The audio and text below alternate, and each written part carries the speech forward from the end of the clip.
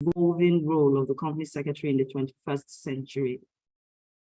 We sincerely hope that we have achieved this objective and we aim to continue to do so.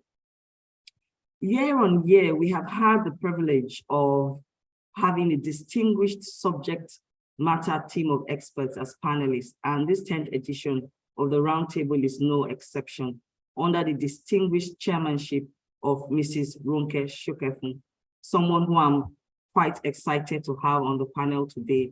And we have a stellar panel as well. The theme of this year's Roundtable is the company secretary supporting board effectiveness. I'm sure we'll agree that this theme is quite timely, given the current landscape in the corporate governance space.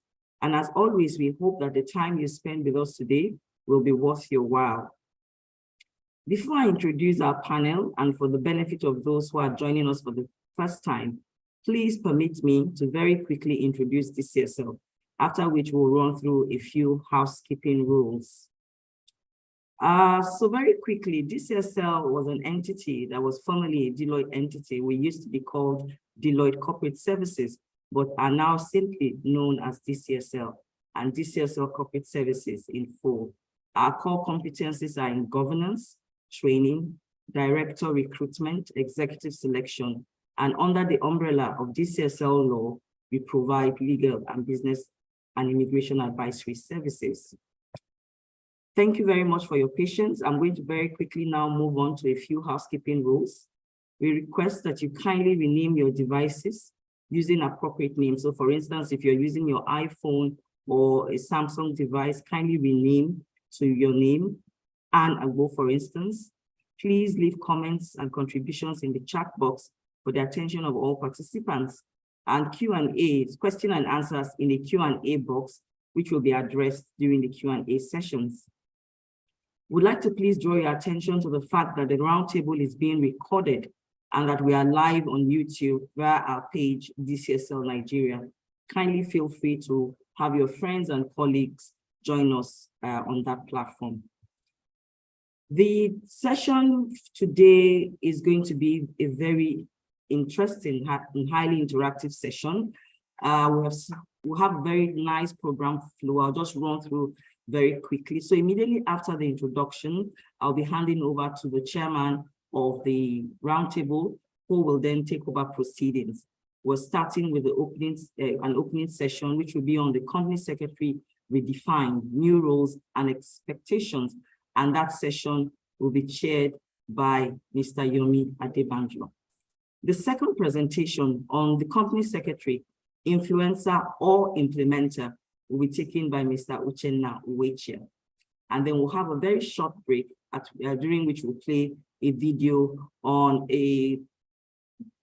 an e-connect platform that we're super excited to introduce to the house this morning. The third session on dealing with dysfunctionality on the board will be facilitated or spoken to by Dr. Nosike Agoke. And then the fourth session on leveraging technology to drive board effectiveness will be handled by Mrs. Abiola Alasengi. My apologies. And then the fifth and final session will be handled by a very special person to me, Ms. Ayotola Jagun. She'll be speaking on the topic, handling pressure tactfully. Of course, the chairman of the occasion of the Roundtable, Mrs. Shokefun, will be handling and moderating all the discussions. So before I hand over to our chairman, permit me to kindly introduce both the chair and our panel for today's discussion. So like I mentioned, I'm super excited that Mrs. Shokefun is joining us today at this Roundtable. She's someone who I have always admired from a distance, and I have had the privilege and opportunity to work with her a few times. She graduated with an LLB in 1987 and was called to the Nigerian bar in November 1988. She has had a sterling career spanning over 3 decades, cutting across different sectors of the economy. While projecting the profile, so I'd like to just crave your indulgence to run through it quickly to save time. Until very recently, Mrs. Shokefun chaired the board of directors of the Nigeria Deposit Insurance Corporation, popularly known as NDIC, following her appointment by the President, Muhammadu Buhari. She's currently an independent non-executive director on the board of Owando PLC. As part of her commitment to giving back to society, she has an NGO known as the MRS Foundation. The foundation is focused on social intervention programs to augment government efforts. Mrs. Shokefung is a fellow of the Institute of Directors, a fellow of the Institute of Chartered Secretaries and Administrators, a member of the Nigerian and International Bar Associations and the Association of International Petroleum Negotiators. Thank you very much, Madam Chair. We're very super excited to have you today on the roundtable. Moving on now to our very distinguished and stellar panel, I'd like to first introduce Dr. Nosike Agoke, who is a seasoned corporate manager, boardroom expert, legal practitioner, banker, economist, corporate governance expert, chartered secretary, arbitrator, and a chartered accountant. As we obviously have heard, he has a very diverse experience in banking, accounting, board practices, leadership, and dynamics, legal administration, human resources, strategy, corporate and public affairs, covering over a period of about 30 years. Mr. Dr. Agoke holds a degree in economics. He has an LLB, a BL, an MSc in economics, and a doctorate. He's currently a legal management consultant and a facilitator to several organizations in Nigeria and abroad. I'd like to quickly introduce Ms. Ayotola Jagon, who is the Chief Compliance Officer and Company Secretary of Owando PLC. An experienced lawyer with over 28 years of experience at the bar, Ayotola has spent most of her legal career in corporate practice, working across various jurisdictions, including the United Kingdom, Bermuda, and Nigeria. She holds a master's in corporate governance and business ethics and is a fellow of the Governance Institute in the United Kingdom. She speaks regularly on anti-corruption and corporate governance at local and international conferences and lectures on compliance and risk at the Lagos Business School. She's also a council member of the Nigerian Bar Association Women's Forum. I'm very happy to mention that she was a panelist at the inaugural roundtable in 2014 when we first started. Moving on now to Mr. Adebanjo, who is a fellow of the Institute of Chartered Secretaries and Administrators, the UK and Nigeria. He's also an associate member of the Institute of Capital Market Registrars and a member of the Institute of Management Consultants International. On the 1st of April 2003, he became the Chief Executive Officer of City Secretaries Limited, a foremost secretarial firm affiliated with Balogun Badejo. Yomi took up an appointment with Fitzin Healthcare PLC as company secretary, and he's been a part-time lecturer and course facilitator at the Institute of Chartered Secretaries and Administrators of Nigeria. It is with a warm welcome that I welcome Mr. Adebanjo to the roundtable today. Moving on very quickly to Mr. Uchenna Uwechia, who has been a panelist at the 4th and I think the 9th roundtables. We thank you very much, Mr. Uwechia, for always honoring our invitation. We do appreciate you. Mr. Uwechia is a certified corporate governance consultant and the former legal director and company secretary of JSK Nigeria, Lebanon, and Jordan. He joined JSK as a legal manager in 2006 and was later appointed company secretary and legal director in the entities in Nigeria and the Anglophone West African region in 2010. He holds a Bachelor of Law degree from the University of Science and Technology and a master's degree in Lagos, in law from the University of Lagos. He was called to the bar in 1991. A very warm welcome to Mr. Uwechia.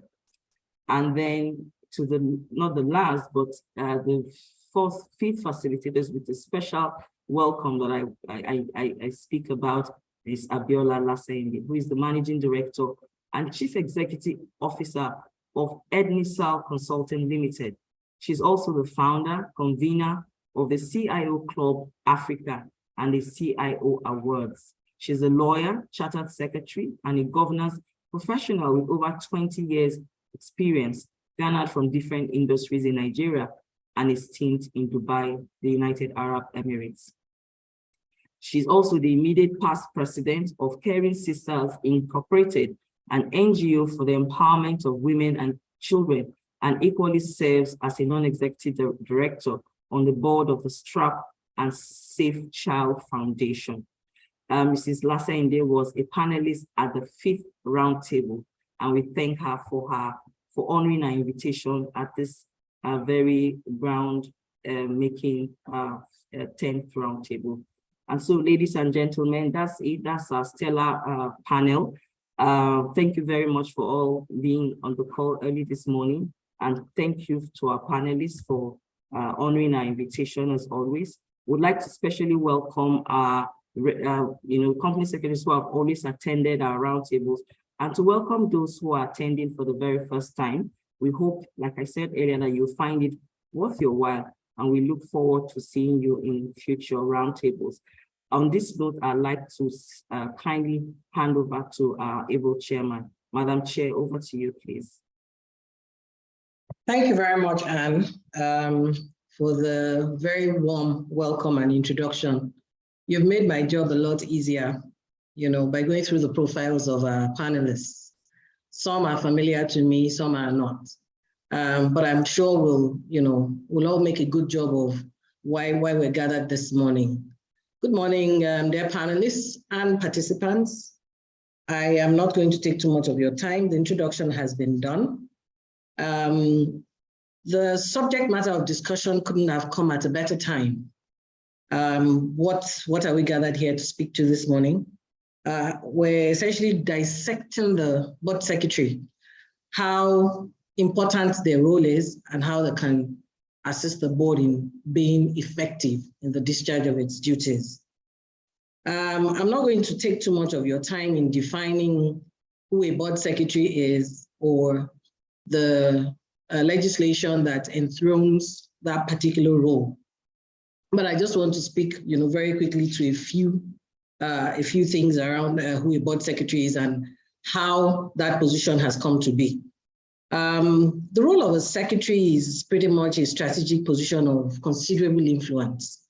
And of course, it sits at the heart of the governance of any corporation. The office of a secretary has evolved over the years to that of a high-ranking officer of the company with extensive responsibilities. The way I look at it is a board secretary is an unnamed director on the board. They give guidance, they give directions in the boardroom. If the board is veering off, it's their job to speak up. Of course, in a very polite manner to draw the attention of the board to maybe how and where they're veering off. That job, like I said earlier, is filled with extensive responsibilities. It is regarded, or a board secretary rather, is regarded as the guardian of the company's compliance with laws, regulations, corporate governance, as well as ethics. A lot of people tend to overlook the ethics part of things, and they want to treat the company secretary as just the recorder of events. But the board secretary's responsibility is not limited to that. In fact, it's just one of the various things they do. And that's why it is important that a company secretary has to be one that's knowledgeable and also has the confidence to be able to speak up at meetings. Of course, not in a manner that interrupts the flow of meetings, but important, for board members. And some board members, even though they're exposed, they're knowledgeable, when it comes to boardroom matters, they also need guidance. Some are first-time board members, for all you care. So the board secretary has to be able to guide and ensure that they're not flouting, like I said, any rules or regulations. What would you say, for instance, is responsible for the sudden shift in how important that role has become? I believe that shift is attributable to the enthronement of effective corporate governance framework as required by the various regulators, and the tons and tons of them, especially if you're a quoted, publicly quoted company, regulators, investors, as well as other stakeholders. It's important for all stakeholders, and that includes regulators as well as investors, to abide by extant rules and regulations. Filings have to be done as at and when due. It is the job of the board secretary to ensure that those are done. And that's why personally, I'm very excited that one of the sessions we're speaking to today, or that we're looking at today, focuses on the role of technology in easing this and making it pretty much at the touch of a button for the board secretary to know due dates for various activities that the company is meant to, of the various regulations that the company is meant to abide with. The very nature of how a board secretary is appointed speaks to the importance of that role. That's the person appointed by board. So it's not a regular employee. And it's not like management can wake up and say, oh, we're firing the board secretary. Again, this has to be done by the board. So for me, for those listening in, it's important that you know and own that position. It's not one like any other general employee of the organization. I'm also glad the Institute of Chartered Secretaries is becoming more and more visible. I was privileged to host them when I was chairman of NDIC, and I know the sort of interactive session that we had, they're coming to their own.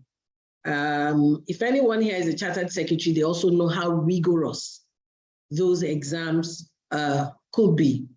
And in all honesty, I'm glad I took that decision, to take those exams when I did, because, I walk into a boardroom and I see how confused people are when we're discussing, audited statements.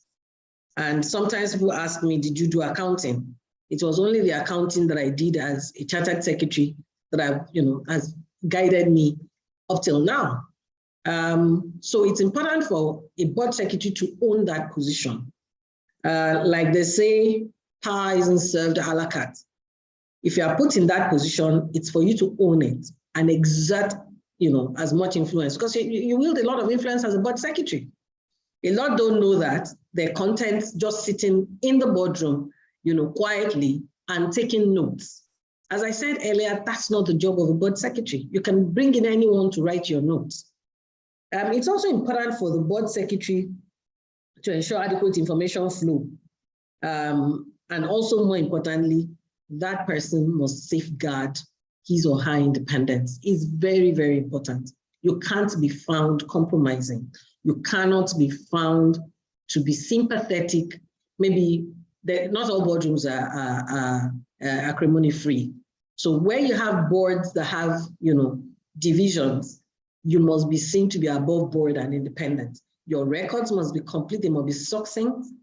They must reflect, as much as is possible, the true nature or true proceedings that took place.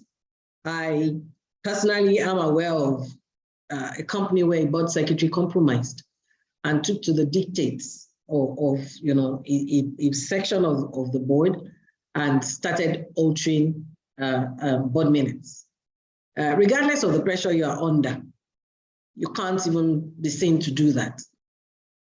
Like I said earlier, I just wanted to touch on a few key points before the session starts. We have a very, very rich array of panelists, and I hope I'll be able to rein them in. But more importantly, I plan to also learn from this rich pool of experts. We are going to be speaking to issues around the new rules and expectations of, the board secretary. We're going to be speaking to whether or not a board secretary is an influencer or an implementer. Do you just take directions, or do you influence the direction of discussions? We're going to be dealing with dysfunctional boards. I just spoke to that. Not all boards are acrimony-free.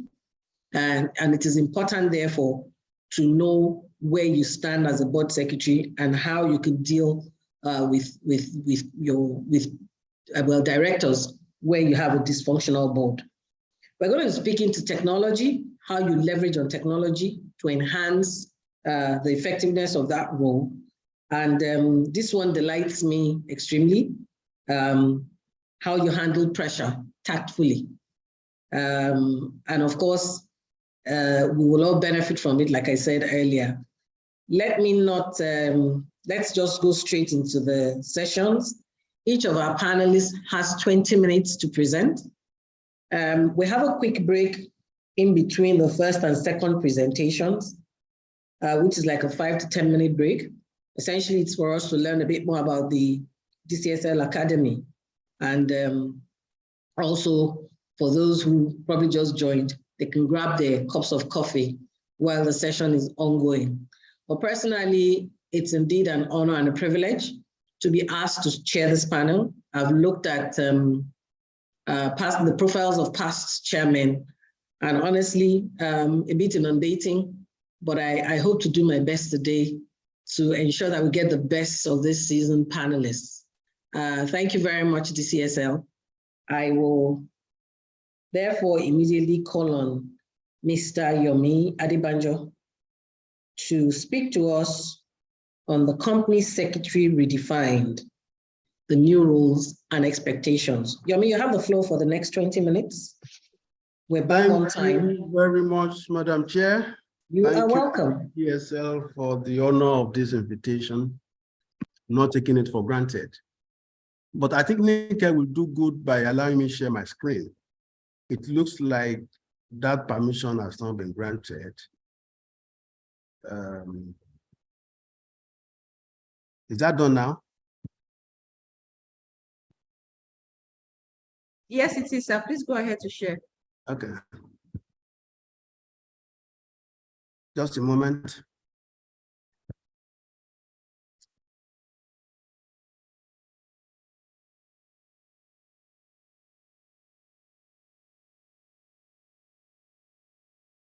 Yeah.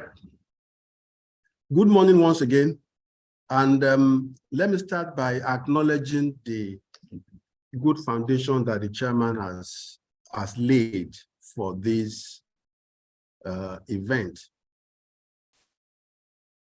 It is not fashionable. It is not something that gladdens my heart when company secretaries are defined in terms of note-taking, especially at this time that things are changing at the speed of light. Company secretaries in those days, when I was learning, around 1993, 94, is typified by a record keeper of sorts. You enter their offices, you see a lot of law books, as if it was a law firm. But gradually, even the focus areas of the job began to change. And it got to a point, it became almost difficult to pinpoint who the company secretary really is in the scheme of management, in the scheme of delivering the objectives of a corporation. And I agree in my mind that it will be a disservice to still have that traditional impression of secretaries as note takers, as minute writers, and so on.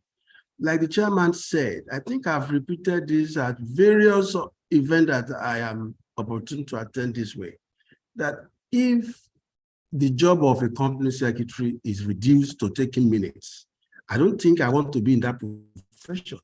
And I also don't think anybody will have gone through the rigor of becoming a barrister or becoming an accountant or becoming a chartered secretary only to be asked to sit down somewhere and be taking notes. I always feel a little bit embarrassed when our job is described in that manner. And I come to this forum with a little example of areas where company secretaries should begin to think of what they do and what they are required this time around to contribute to the wellness and upliftment of the companies they work for, right? And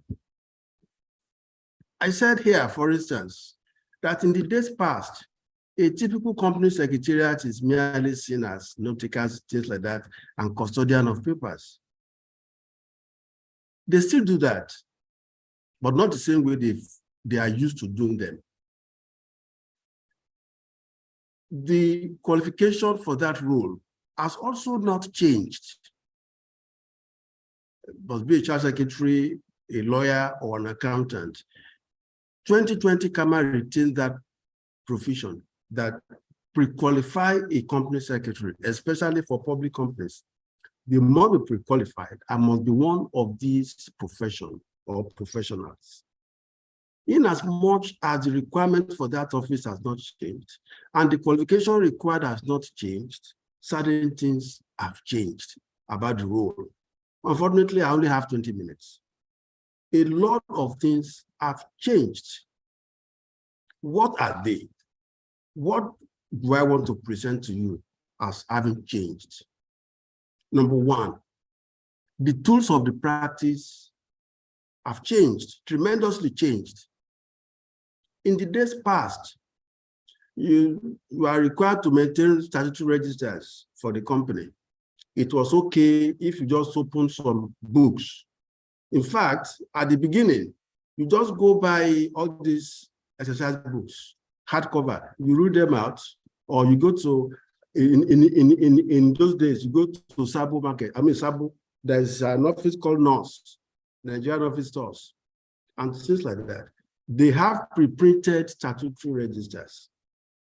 You go to somewhere in Ikeja, Nigerian Office Stores, you go and buy these rule books, registers pre-printed. Today, how many company secretaries will want to go through that rigor when there is a laptop in your front, when there's a computer that you as company secretary should learn how to use? It is no longer those traditional methods, those traditional tools that we are used to. Even the law itself is making those tools relaxed. Companies still used to be one of your tools of office. Even the law is relaxing it, that the company need not adopt one. They only need to express an instrument as signed and delivered and witnessed by two directors or a secretary and director. Your tools are changing. What you need to use to deliver on your jobs are changing. We used to gather in one place and have what we call meetings. Today, is it still a company secretary who cannot access the internet, who cannot use Zoom, etc., to do what he has to do? It calls for additional training. It calls for wanting to be a life learner, to be able to continue to be relevant in the scheme of things to practice company secretariat. The method and ethos of the profession has also changed. The methods have changed. Even the way you write your minutes, the basic things are still there, but the structure that will reflect exactly modern, appearance and presentations are also not to be forgotten by us. Our methods have changed, just as the tools are changing. The intellectual demands on practitioners. In those days, it makes sense to you simply to say this is what the law says. Anywhere I go today, I invented what we call corporate compliance grid. And I say, behold, that thing you call law as it relates to your job is redefined, just as your roles and scope of your work is being redefined. It makes sense for a company secretary to open his mouth and advise, but on what basis is he advising? he has to understand one thing, and it is basic about our job, that you may advise based on what the law says on a particular issue, but will that be conclusive? Will that be sufficient in the circumstance? I'll give you an instance, very simple, so that we can expand it from there. Every company should have directors. What the law, as we know traditionally says in Kama, is every public company should have 2 directors.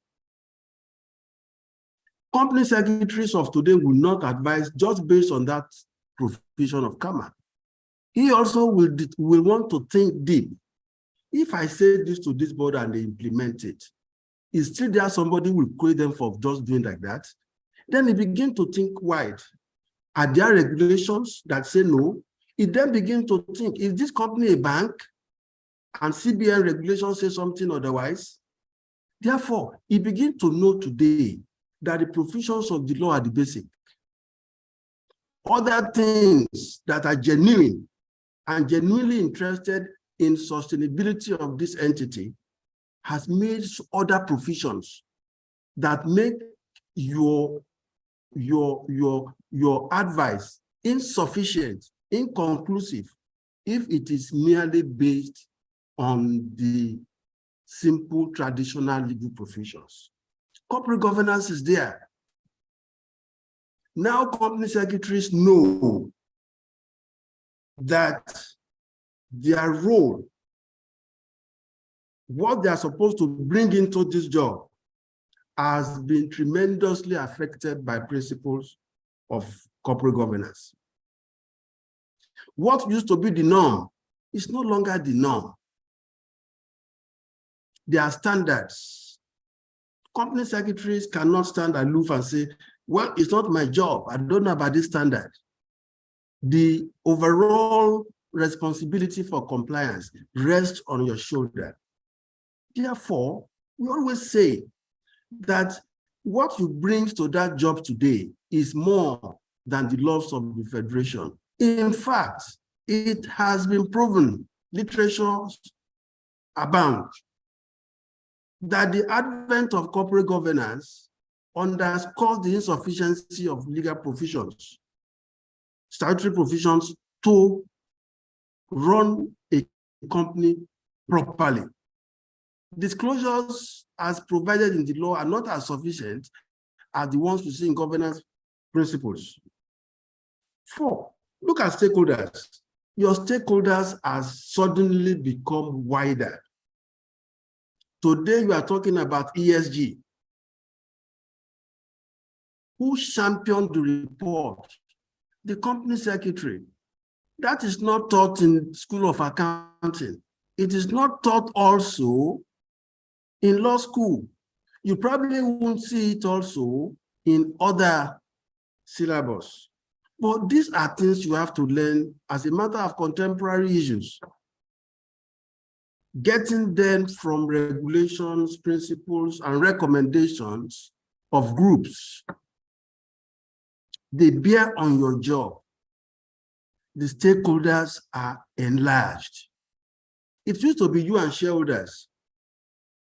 Now it is you, the shareholders, the directors, and many more people that are even remote.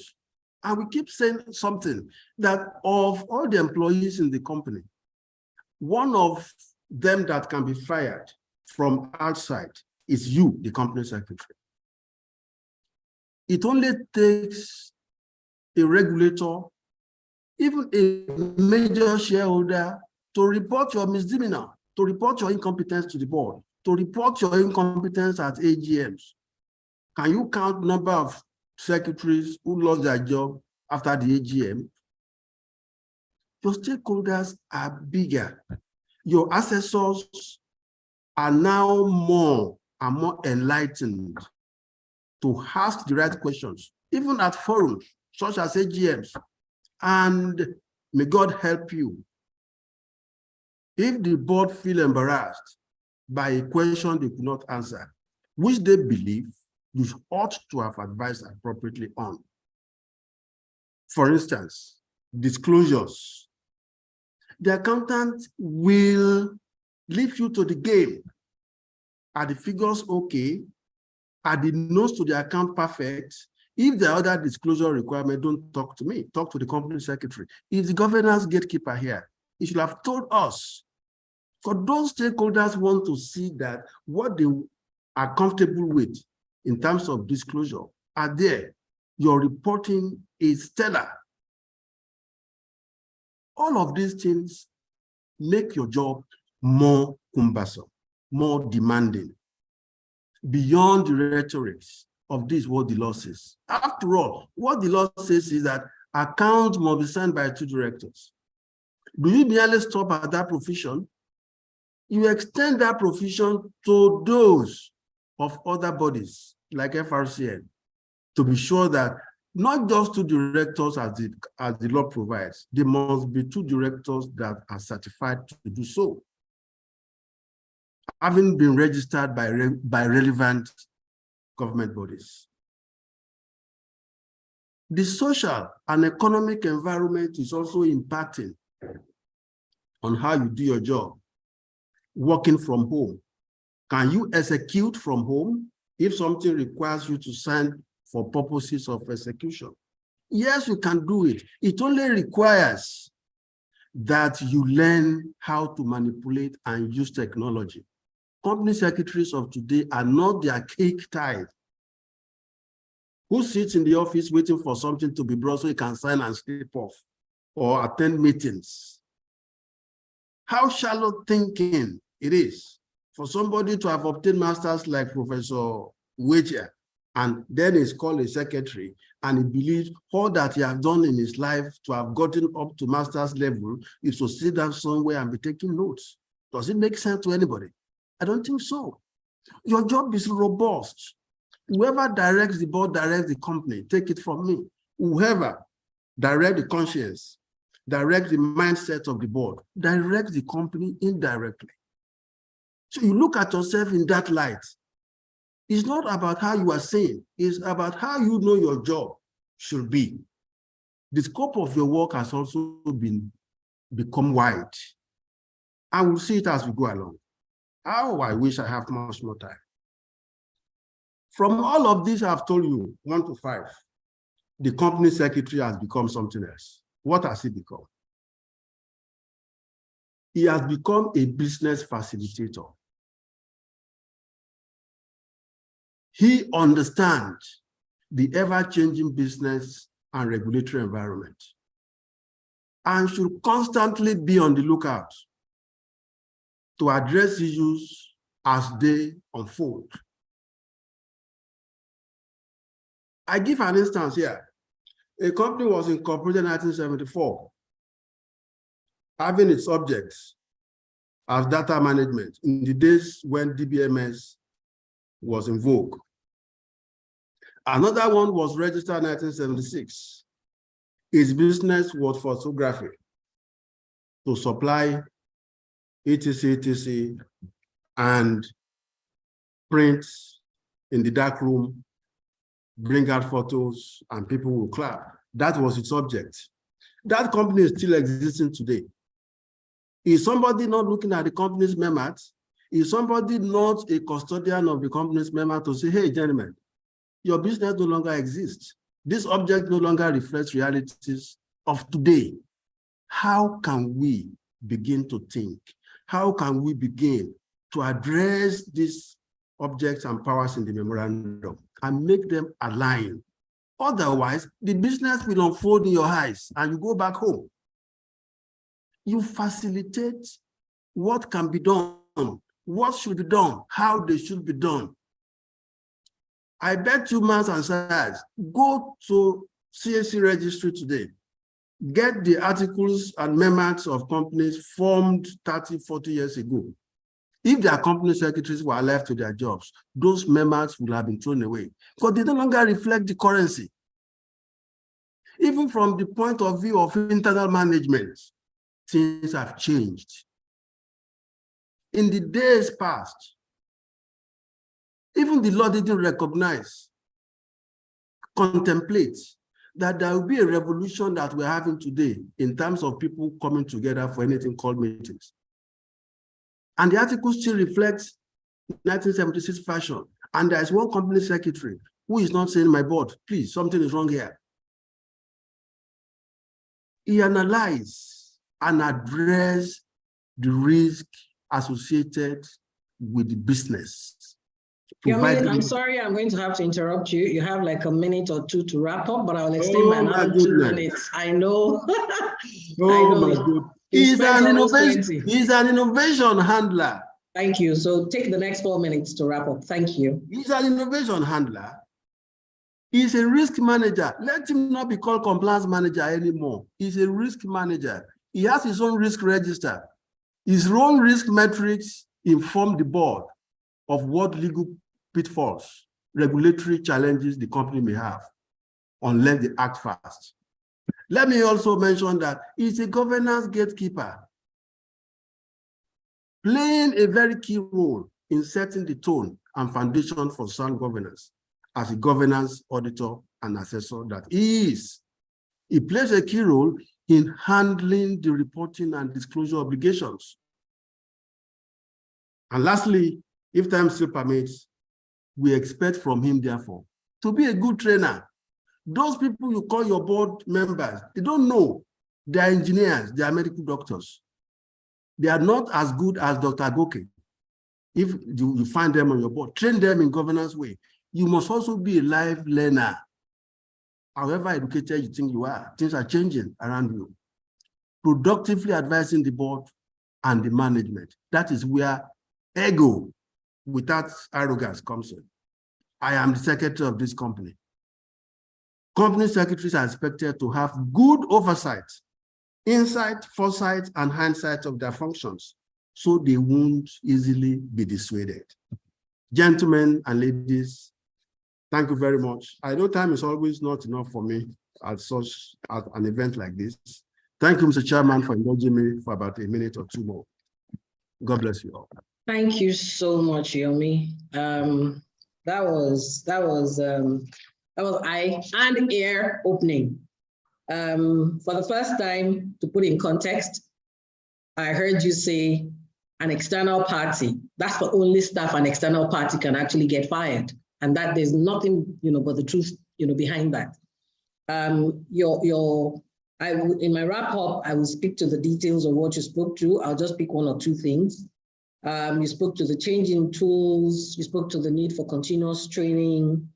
You alerted us to the fact that the ethos of the profession has changed. It's totally and radically different from what used to be. What's driving this? Even the corporate governance principles themselves have changed. And with that, of course, the responsibility of company secretaries. The whole compliance bit rests on the shoulders of a company secretary. He or she has become a business facilitator. The person is also a risk manager now, an innovation handler, a governance gatekeeper. And of course, what then do we expect of this person, going forward? We expect this person to be a trainer, moderator for the entire board. I spoke to this earlier. I said they're first timers, even though in their own different professions, they're established, but coming into the boardroom, they need to be guided. And of course, they need to productively advise the board. Yomi, that was a wonderful session, and I must really thank you for bringing it all together for us this morning. To write on the backdrop of the foundation, beautiful foundation you've laid, I think it's important for us now to look at who the board secretary really is. Is the person, still an implementer, or has the person become an influencer? And to do justice to this, I will call on Mr. Uchenna Uwecha to speak to us for the next 20 minutes. Uche, you have the floor. Thank you very much. Thank you very much, Madam Chair.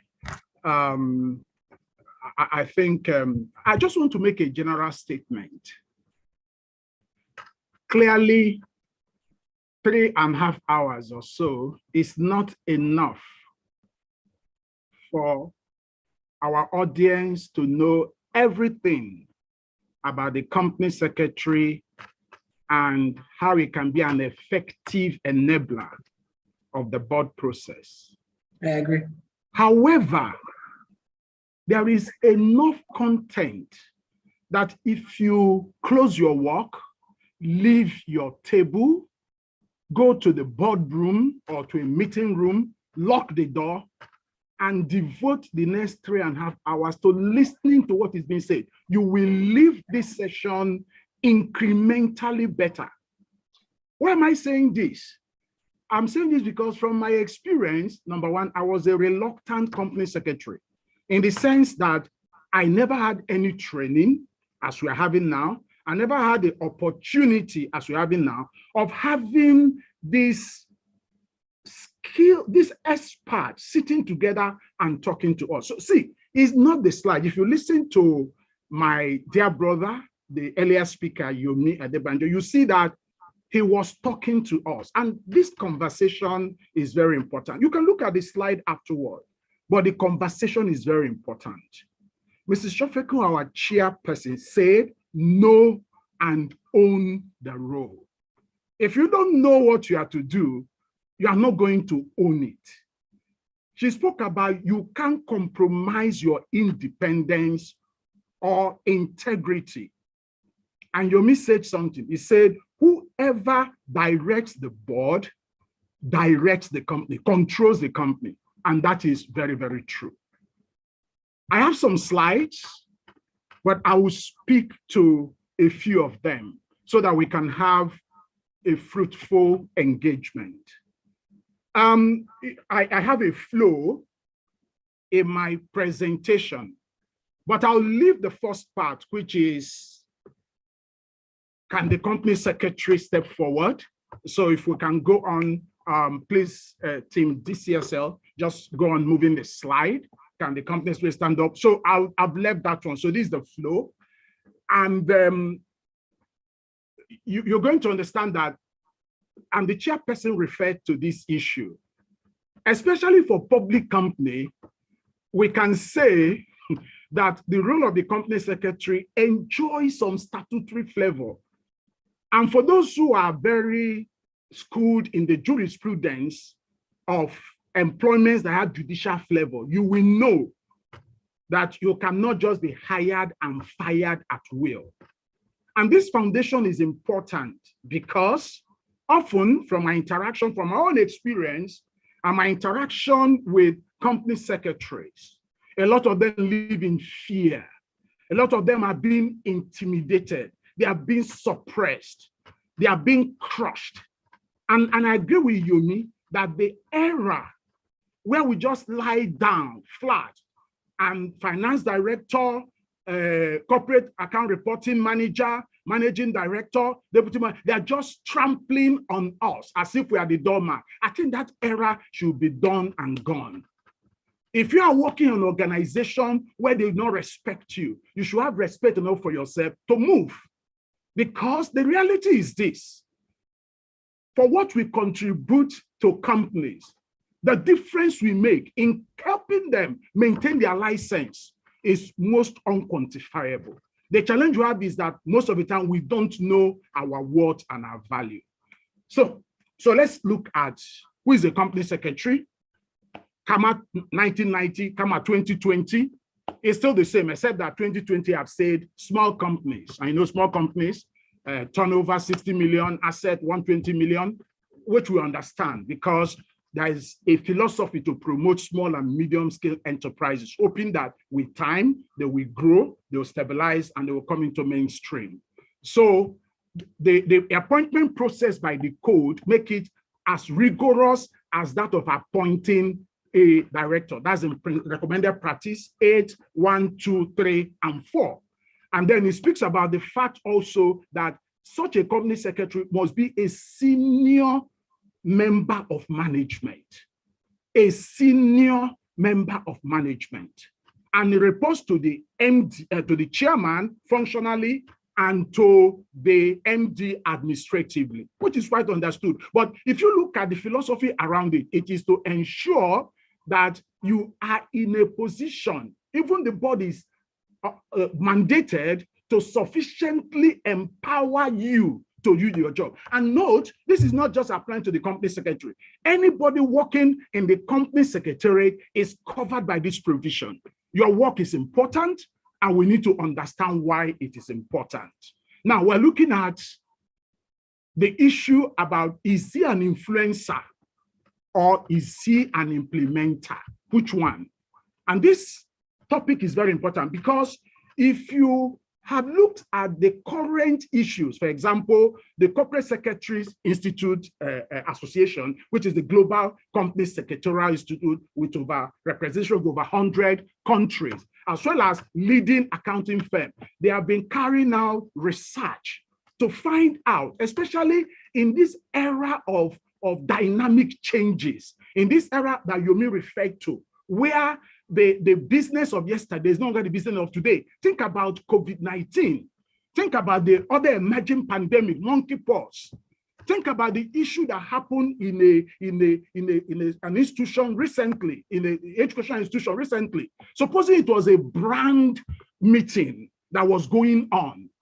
Supposing it was a corporate event that was going on, and there was no ambulance, there was no healthcare personality, liabilities will be very extreme. So the role of the company secretary is no longer that of just sitting in the boardroom and minding the books. No, there's now a lot of risk, a lot of issues. And we should not only think about risk also, we should also think about opportunities. Because if you look at the NCCG code itself, when it talks about risk, it only talks about opportunities. And as company secretaries, we are sometimes in an advantage position to see what is going on. Now, let's ask ourselves the question, who is an influencer? Please, Tim, can you move the slide a bit forward? Who is an influencer? Come on, we have covered this. Go forward. Who is an influencer? And it tells us who the influencer is. It says, the next slide. The influencer is somebody that others persuade others, either by words or by action, to follow him or her. And we're very familiar with some of them. When I mention some names, you will recognize them. CR7 is a global brand. Cristiano Ronaldo is an influencer. If I mention Messi, whether you speak English or you speak Efik, it doesn't matter. You will know Messi. If I mention some name, you will automatically know them. Why? Because they have attained a level. In social media space, they have categorized them into different, basically about 9 levels of influencers, from the mega to the nano, which is showing how many people you influence. And we, as company secretaries, can actually, sort of put ourselves in a situation and say, am I really influencing people? How many of them? Yes, the next slide. So it talks about the fact that they are talking about mega, macro, micro. It's about your audience. And there is something that is very important for you to do if your company doesn't do it. You should do stakeholders mapping. What does stakeholder mapping do for you? It enables you to determine your audience. Sometimes we are so narrow in our definition that we are not able to really understand that the extent of our audience, including the community, including the distributors, the suppliers, including the third-party PR agency. You have to understand who they are so that you'll be able to understand how you can deal with them. Now, if you look at the next slide, it talks about the characteristics of a good influencer. The first is authenticity. You can deceive them some of the time, but you can't deceive them all the time. If you keep on being fake, you have to be authentic, be yourself. Number 2, you have to be an expert so that you can provide expert advice. And the beauty of it is that you don't have to be a repository of all the knowledge, but you must know where to find the knowledge. Then there must be community management. In community is a broad word, meaning you have to know who your community members are. You manage them effectively. You develop trust. And then there will be passion for your work. You see, if you are not passionate about your work, it will be obvious. But if you are passionate, you are somebody that really believes in what you're doing. Not that you are abusive, abrasive, or offensive, but you believe it and you have strong reason to stand for it. Very important. Then there are qualities you must have as an influencer. if you are going to make good of it, there are qualities that you need to have. And what are those qualities? Number one, you must be somebody that is personable. Your personality matters a lot. Don't be a mouse. Don't be a wimp. Don't be someone that's always cringing. I'm not saying that you should not respect people, but all this, yes, sir, yes, sir, yes, sir. No, sometimes no, sir, will be a very good answer. Be aligned to the business objective, not the individual will of the stakeholders, and then be relatable. Be somebody that people can relate with. They can share with you, you can listen, you can hear, and then be responsive. Don't hold on to information, share it, be responsive, and then be consistent. People should know that this is where you stand. Not that you are just being pedantic, no, but you are consistent. And then you are tech savvy. I'm happy there's a section that's going to talk about the role of technology. And finally, you have to be creative. The influencer must think outside the box. This is very important. So there are 4 keys to help you develop your influencing skill. That's the next slide. It talks about organizational intelligence. Do you know the company you work for? You know, for me, after working in a financial institution, I went to work in a pharma company. And I realized that for me to speak as a business partner, I have to understand a lot of science. And recently, I was talking to my wife, we were discussing the issue of cervical cancer. And I began to talk to her on the issue of people who did not have the chickenpox vaccine and suffer from chickenpox. There is a disease called shingles that they suffer from. And this is very rampant in Western world where they are living very long. It's also happening in Nigeria because some people in the villages in this thing, they didn't have, the chickenpox vaccine. So they suffer from it as children. But now they are adults and they're having these shingles, they call it from the village because of the way it appears. They'll say, oh, the enemy has done this. No, it's just shingles. It's after effect. But you need to understand the science.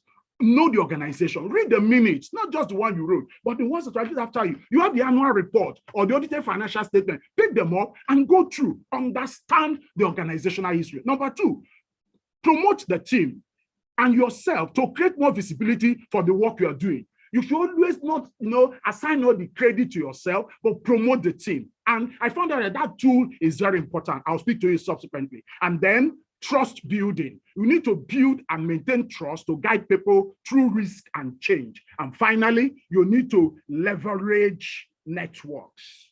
This is where many of us are falling short. We just sit down, weighed down by the work of the day, that we are not networking. Listen, your intellectual and influential net worth will be determined by your network.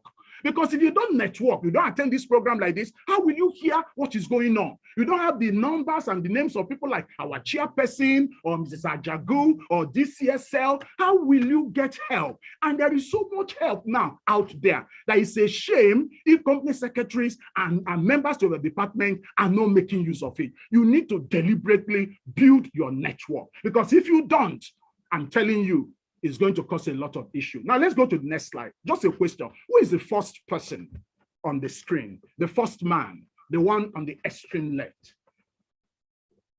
Who is the person? Anybody? That's Bekor and Somkuti. Mr. Winchell, you have 5 minutes. You should be wrapping up. The next person?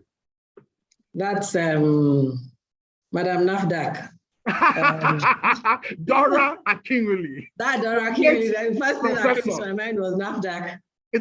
Yes, because of what she did. And the next one, Dr. Christopher Kolade. Dr. Christopher Kolade. And the next one. Unfortunately, I can't see that. Let me rearrange my screen. Yes, this thing is sort of hiding it. I'm seeing because I'm looking at another screen. Yes, I can't say. You know the man. We know him. That is Nelson Mandela. Mandela, okay. Sorry, yes. I can't even see the face. And one word we can use to describe these people is influence. Of course, they had integrity, which is very critical, but they had extraordinary, even after their death, we still remember them because they created very significant influence in their area of work. Can we go to, so I will skip the slides. I want you to go to slide on implementation. The slide as an implementer. So I'll just take one thing there. To say that an implementer is somebody that puts something into practice. An implementer is a convergent thinker with a task orientation, and he's self-disciplined and is one to achieve team objective. He's given to details, he's patient, and he's focused. The question then is a company secretary an influencer, or is he or she an implementer? In my answer, which is somewhere in the slide, I will say that he is a hybrid. Why is he a hybrid? Number one, look at the slide that talks about as an influencer. What should he do? Look at the slide that says as an influencer, company secretary as an influencer. What do you expect from the company secretary? What is he supposed to influence? Number one, he must develop and have a voice. The area of sitting and nodding at every fanciful idea on the board table should be over. The company secretary should earn his or her right to sit on the table. He should develop insight and expertise, especially on burning issues that is affecting the business and the world at large. Climate change, volunteerism, engagement with communities, recycling, water conservation, ESG. Find your niche, as Abiola found her niche on technology. And you are going to hear some of the things she has been able to do there. Isolationism is over. Instead of blind interdepartmental competition, promote constructive collaboration within and outside the business. In the film, The Boy Who Harnessed the Wind, we saw a great example of the spirit of reinvention. The lead protagonist, William Kankwamba, had an enterprising spirit. This young man focused on changing the way the world is, seeing the new things that can come from the least anticipated places. In the boardroom and outside the boardroom, the company secretary must develop the aura of a person with gravitas, objectivity, and passionate for the success of the business, not just that of the company secretariat. As an implementer, he has things that he needs to do. He should ensure that he knows what needs to be done, when, who, how, and the consequences of not doing it. He should develop or harness the tools and resources to deliver the result at all times. For you as an implementer and for corporate governance, company secretarial compliance, it is 100% all the time, all the time. There is no room for 0.001% deviation, because if you do, it will have serious reputational and financial consequences for the organization. Where you are challenging it, make sure the board is informed, make sure the management is informed, and then ensure that the challenge is official. Ensure you develop cross-functional awareness, ensure engagement at the highest level, and ensure that responsibility and accountability are shared across functions. Seek for help and support across the board while preserving confidentiality and proprietary information. Escalate challenges the same way you share success. Avoid surprises. Be in touch and communicate. This is very important. So we see that the company secretary, in my view, is a combination of both. If you look at the relevant provision, section 335 of CAMA, that talks about the duty of the company secretary, you look at principle 8, recommended practices 8, 1 to 6, you will see that the company secretary has both influencing role as well as implementing role. And it is the ability to balance both of them that will determine how successful the company secretary will be. In my final word, I want to say that people used to say, that's Colin Powell, if it's not broke, don't fix it. Don't fix it. He says the slogan of the complacent, the arrogant, or the scared, it's an excuse for inaction, a call to no arms. Finally, whatever the implementation or influencing challenges are, you must never, never trade your integrity to influence or to implement, because ultimately, your license to operate is the most important asset that you have, and nothing must impair that license. Thank you very much, ladies and gentlemen. Mr. Wichia, Thank you so much. You spoke to passion, and I could hear the passion in your voice throughout your presentation. You spoke to us about the obligation of the board to empower its own board secretary. You spoke to us about how the board secretary needs to know his or her own worth in that organization and not be afraid to walk where he's not allowed to operate within the sphere in which he's supposed to operate. You spoke to who an influencer easily is, and you also gave us very detailed examples, Nelson Mandela.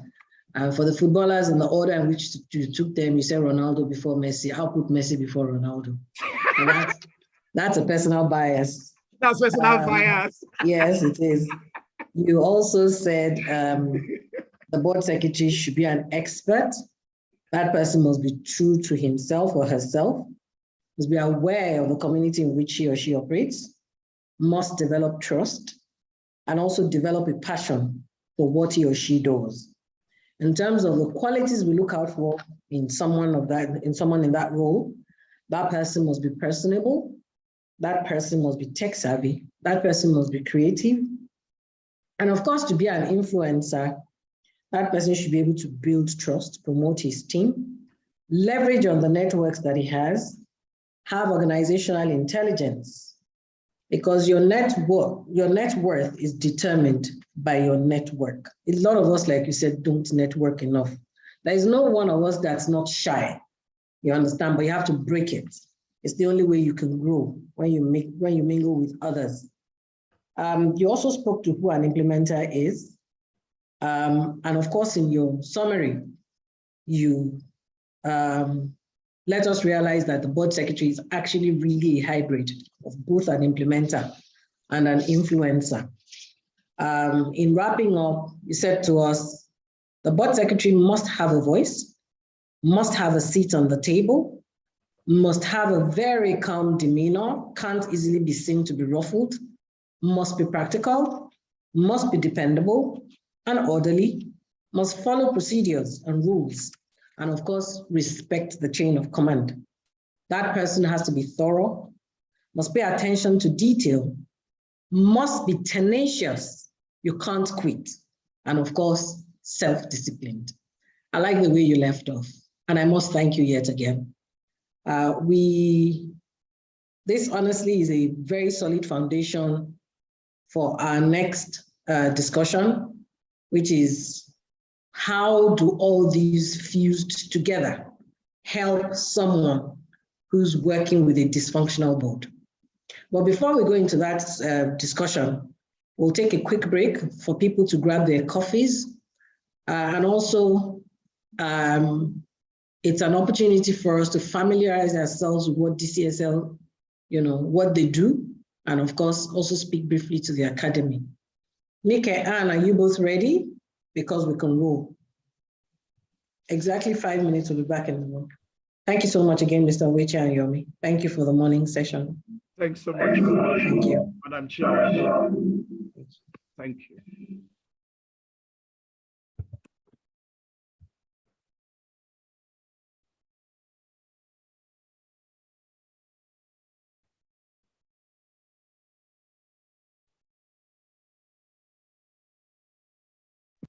DCSL, are we ready? Are we ready? Yes, we are, ma'am. We're working on it. Please. Thank you.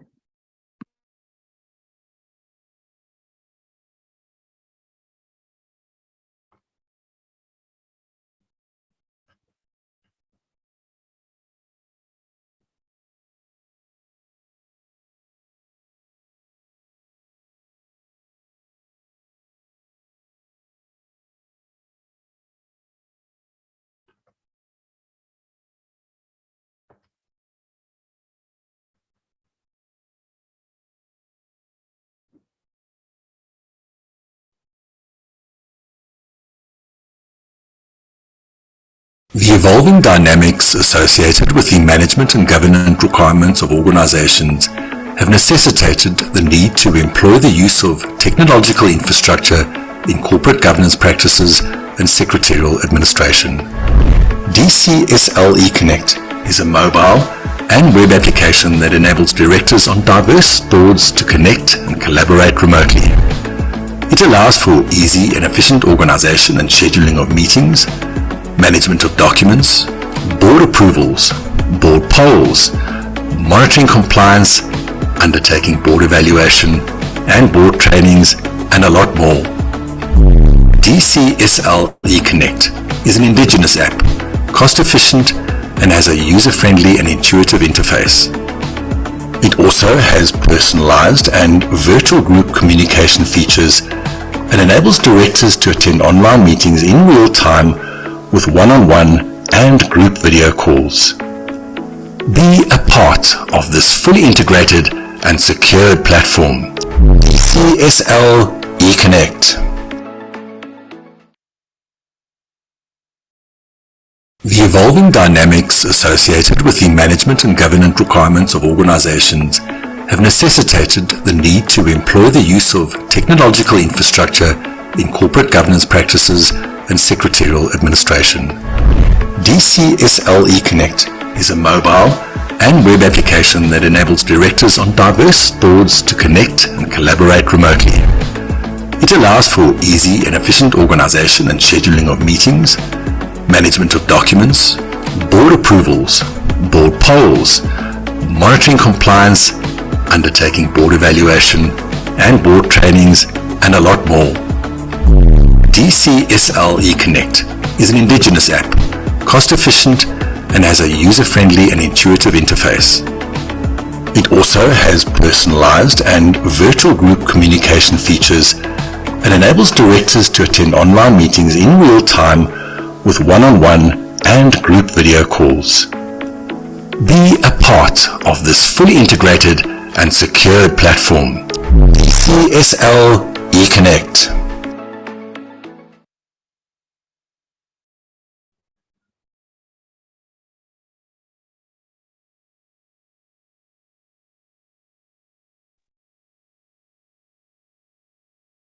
Thank you very much, DCSL, for that. I want to assume that most of us are back in the room. And of course, before we took that quick break, we had listened to both Yomi and Uche. We have all these fantastic attributes of who a board secretary should be. But how does that board secretary thrive and succeed in their role when they have a dysfunctional board? And I spoke to it in my earlier address that you do have boards that are dysfunctional. So I'd like to, again, for us to attune our minds to it and to do justice to this discussion. I'm happy to introduce Dr. Nosike Aguke to speak to us in the next 20 minutes on how a board secretary is meant to function when he has a dysfunctional board. Dr. Aguke, the floor is yours. Thank you very much, Madam Chair. I hope you can all see my slide. Yes, we can. Yes, we can. All right. So my duty is to discuss how to deal with dysfunctionality on the board. What do we actually mean by dysfunctionality? Well, the outline is very simple. Introduction, symptoms of dysfunctional boards. Dysfunctionality is the situation that is characterized by a breakdown of, relations between members of the board. A situation characterized by the fact that the board is not working the way it should work. If you look at the Nigerian Corporate Governance Code 2018, Principle 1, it says that the main purpose of the board is to promote the success of the organization. And promoting the success of the organization means doing it in the long term.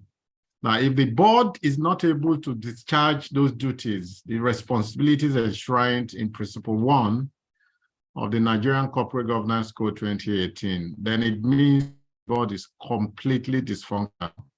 And it does not matter that the organization is not subject to that code. Those who drafted that code were very careful. There are about 60 responsibility areas. And these areas apply to different organizations, whether they are subject to the code or not. So dysfunctional behaviors, sometimes when they are present on board, sometimes it's difficult for us to observe them. Sometimes it's very easy for us to observe them. And again, because of different kinds of boards, there are different perspectives to dysfunctionality on the board.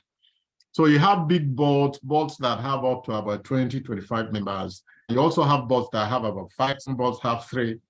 So sometimes it's very difficult to actually observe dysfunctionality. But an expert, someone who is diligent, can easily observe that there's dysfunctionality on the board. We've just talked about the company secretary, how the company secretary can influence processes on the board and the role of the company secretary. So the company secretary has quite a lot. In fact, company secretary should be the first person to observe any dysfunctionality on the board and then speak to the chairman and the managing director or other key persons who are on the board. So family businesses are included in what I'm talking about, not for profit, are also included. So what do we do to prevent dysfunctionality on the board? Let me make this point. Sometimes directors that introduce dysfunctionality on the board, sometimes they don't even believe, even when you say to them, this behavior is not quite right for board dynamics, because we need very board dynamics to be able to run the business of the board to promote the success of the business. So sometimes you try to point out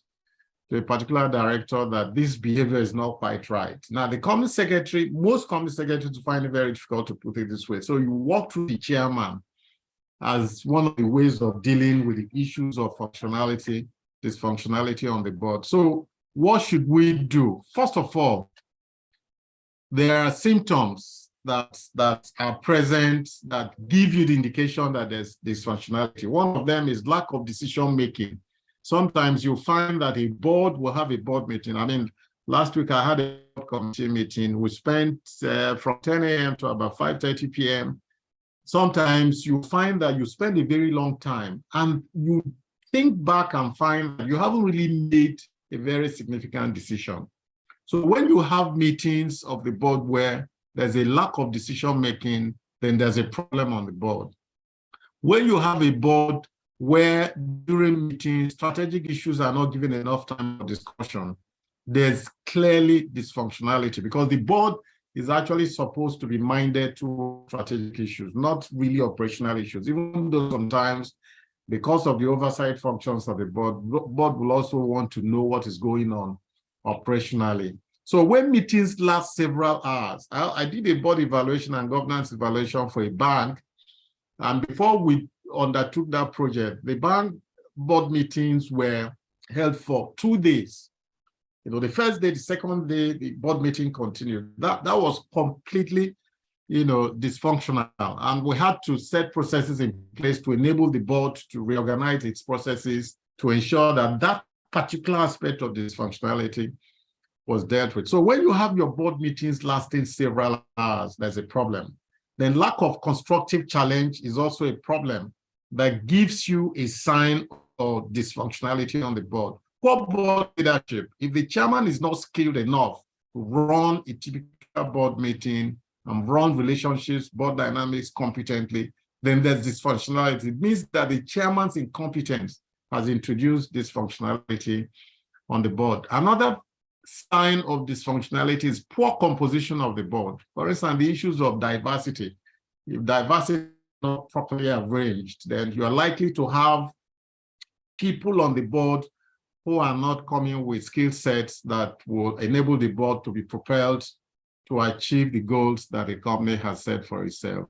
And then sometimes we have a board within a board. That's a typical dysfunctionality on the board. You have a group of persons who are members of the board who believe that they own the business or they own the board and they control that board. So you find that they hold their meetings before the main board meeting and go to the main board meeting to introduce issues that are not actually in line with overall goal of the board, right? So what are the things that we need to do? We need to ensure that first of all, determine the reasons for the dysfunctionality. Do we have an individual on the board who is creating situations of dysfunctionality? Do we have reasons to believe that it is the chairman? Do we have reasons to believe that it's the board processes? Do we have reasons to believe that it is structural? Do we have reasons to believe that it is cultural? Now, if it's an individual thing, and that's why we have to go to the root cause. Once we identify that there's dysfunctionality on the board, we shouldn't just move to say, let's deal with the issue of dysfunctionality and deal with the effects, with the signs that we're seeing. The first thing is for us to identify the source of that dysfunctionality. For instance, for an individual, you may find that the behavior of a member of the board or some members of the board do not tie into the processes that will enable us to have good board dynamics. In other words, that this individual introduces problems anytime there's a board meeting and even outside of the board meeting. So what should we do? We need to deal with those issues regarding that individual. Now, there are many strategies for dealing with that. We don't have enough time to go into those details. But the first thing is to determine whether it's an individual problem. It could be the chairman, it could be the company secretary, it could also be some other directors on the board. So we need to identify that and then deal with the fundamentals rather than going to the top of it to say, okay, let's deal with this problem that we're seeing. Secondly, is it structural? If it is structural, what are the issues regarding the structures and the processes that we have on the board?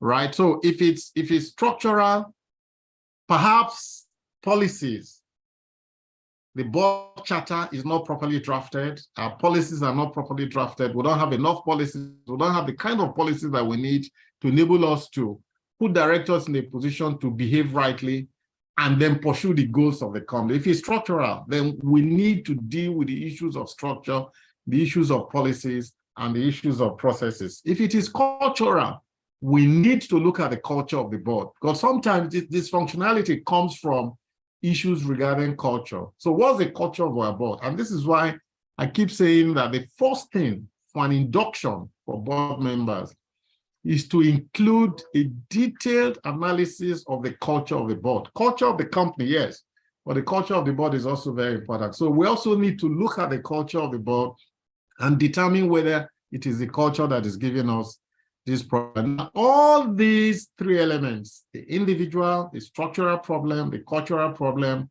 are usually present on many boards. What is important is for us to recognize them and deal with them as quickly as possible. As a matter of fact, they reinforce each other. In other words, you can actually have personality based on the individual's behavior, based on the structure of the board, and based on the culture of the board present on a typical board. So most of the time, we tend to focus on one. So we need to analyze the system and the situation on the board and deal with them. For instance, some organizations tend to focus solely on structural aspects of governance of the board, looking at the policies, looking at the procedures, looking at the fiduciary duties, without looking at the individual.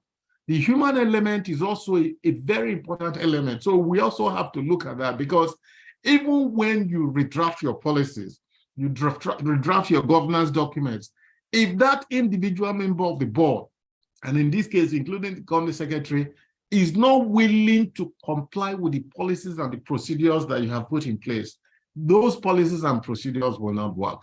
Sometimes we depend on the fact of law, fiduciary duties, that directors will obey and discharge their fiduciary duties. It may not work if the individual element is the main challenge. All right, so how well are board members performing and behaving? What interests are driving their behaviors and their inclinations? So we need to understand that and then begin to fix a dysfunctional board. It requires a lot of time to do and tact, as a matter of fact. First of all, we need to set a concise agenda or topics to be discussed at board meetings. Agenda is very critical. Sometimes some directors do not think that is very important. This is very important. We need to allot times in a way that will enable the board to deal with strategic issues and also deal with a bit about the operational issues. We need to, the chairman must be someone. Sometimes you find a typical board, that says, oh, the chairman is retiring, the next senior person should be the chairman of the board. My position is that it should not necessarily be the next person that should be the chairman. The person who should be the chairman of the board must be somebody who has knowledge of how boards are run, who has the skill, who has the knowledge, who has the temperament, who is a good listener. Because the chairman can introduce dysfunctionality on the board, and if it is coming from the chairman, then it becomes a very, very big. And then team building. Sometimes we take for granted that directors know themselves, they come to board meetings. No, team building is something that is done within the boardroom, but a lot of it is done outside of the boardroom. Board dinners, board retreats, and board retreats, please, should not just be presenting papers. Directors should be made to, come together, understand themselves better, build a good rapport, build a good working relationship, have team building activities, have team building events, and training. Some directors will tell you, I did a corporate governance evaluation some time ago. One of the senior directors said, there's nothing for you to teach us. And I said, I've heard you, sir, but let's just go ahead with this project. Now, at the end of that project, he said to me and my colleague, I've learned a lot from what you've done, right? So some directors will introduce, dysfunctionality on the board by refusing to be trained. Now, we know that the world is dynamic. Corporate governance is moving, it's a journey. So training is also very critical in trying to deal with the issues of dysfunctionality. Building a culture of consensus. Now, directors should please note that the last resort is voting. The objective should be to achieve consensus on all subjects, on all issues before the board. Building consensus enables the board to deal with issues of dysfunctionality. Getting directors to participate, again, this is where the chairman comes in. Getting every director to participate in a board meeting, using the round-robin strategy of getting every single member of the board to participate is also very important. Now, there are implications for dysfunctionality. If we do not deal with the issues of dysfunctionality on the board will derail. It means that we cannot promote as directors the long-term success of the company. It means that the company can actually die. It means that the company can be shut down. We all know what happened with Enron. We all know what happened with Cadbury Nigeria. It's still there, but Cadbury is still struggling with the issues that occurred in 2006, 2005, 2007. We all know what happened with the likes of Skybank, Bank PHB. So dysfunctionality on the board can actually lead to the closure of the business. Directors can, through dysfunctionality, introduce through poor behaviors, engender liability. Liability can be criminal, can also be civil. I mean, we've seen directors who are in jail today. One of them, I had said, let's conduct corporate governance evaluation and board evaluation. He said, no, we don't need it. But again, dysfunctionality introduced certain problems. And some of these directors are today in jail. So Guardian Express Bank, Commercial Post Bank, these are banks that suffered as a result of dysfunctionality on the board. Sustainability will be very difficult to achieve if there's dysfunctionality on the board. Reputational risk. No, most directors, now experienced directors, do not just want to serve on a board. You invite them to serve on the board, they say no. The reason some of them say no is dysfunctionality. They look at those on the board and say to themselves, am I likely to be on a board that will be able to deal with issues of dysfunctionality as they appear? Because sometimes you want to deal with issues of dysfunctionality. The directors who have introduced that on the board resist, and they tell you that they know it all. You have shadow directors who control boards from outside of the boardroom. They introduce a lot of dysfunctionality. So how will you deal with that? One of the ways to deal with that is training. Sometimes people tell you, how can you get someone who is not on the board to attend a training program? It's very simple. It's a matter of approaching that person and explaining the details of the implications of what that person is doing. So there are so many things that we can do to ensure that dysfunctionality on the board is dealt with. If we do not, it will be the end of the road. So a dysfunctional board means a dysfunctional business. And unless we deal with the issues of dysfunctionality, we will not move forward. Things can change. We can do it. Do not say that you cannot change issues or the situations on the board. You can. We can do it. The company secretary is also involved. The chairman is involved. All the directors are involved. So let's deal with that. If we don't deal with dysfunctionality, our business may cease to exist. Thank you, Madam Chair. Thank you, everyone. Thank you so much, Dr. Aguke. You were within time. Funny enough, I was just going to remind you, you had to wrap up. Thank you so much for keeping to your timeline. Thank you. Very quickly, you spoke to the symptoms of dysfunctionality. You gave the various symptoms that we can have, or that point to the fact that the board is dysfunctional. Could be cultural, could be individual. You also spoke to the sometimes poor composition of the board. I can spend a whole day speaking to that, but that's not for today. You also gave insights into how this can be addressed, to find the reason behind the dysfunctionality, to also determine if it's cultural, is it a function of our processes? Do we have a strong viral board charter? You also advised that the issue of culture is one that should be addressed right from induction, so that directors coming on board, they know exactly what it is they're coming to do. You spoke to meetings, having concise board agenda, and I think this is typically a function of the board secretary liaising effectively with both management and of course the chairman who sanctions or gives approval for board agendas. You spoke to the experience of the chairman, how important it is in the scheme of things. You spoke to the need for outside the boardroom events, like retreats, things that can engender team bonding and team building. You spoke to the need to have a good evaluation framework for the board. You spoke to something which I hold very dear. In actual fact, I put an asterisk to it, that voting should be the last resort. That as a matter of fact, there should always be a drive towards consensual decisions. Thank you very much for that. It's very important. You spoke to the implications of dysfunctionality, what it can result to. And honestly, I think the most damaging of them is where the company is forced to close down. And we have several examples of those. Thank you so much. We already have questions waiting for you in this regard. And I think that's the fear of a lot of board secretaries, even online today, wondering how, if it's an individual, how they can deal with it. I've seen a couple of questions in that regard.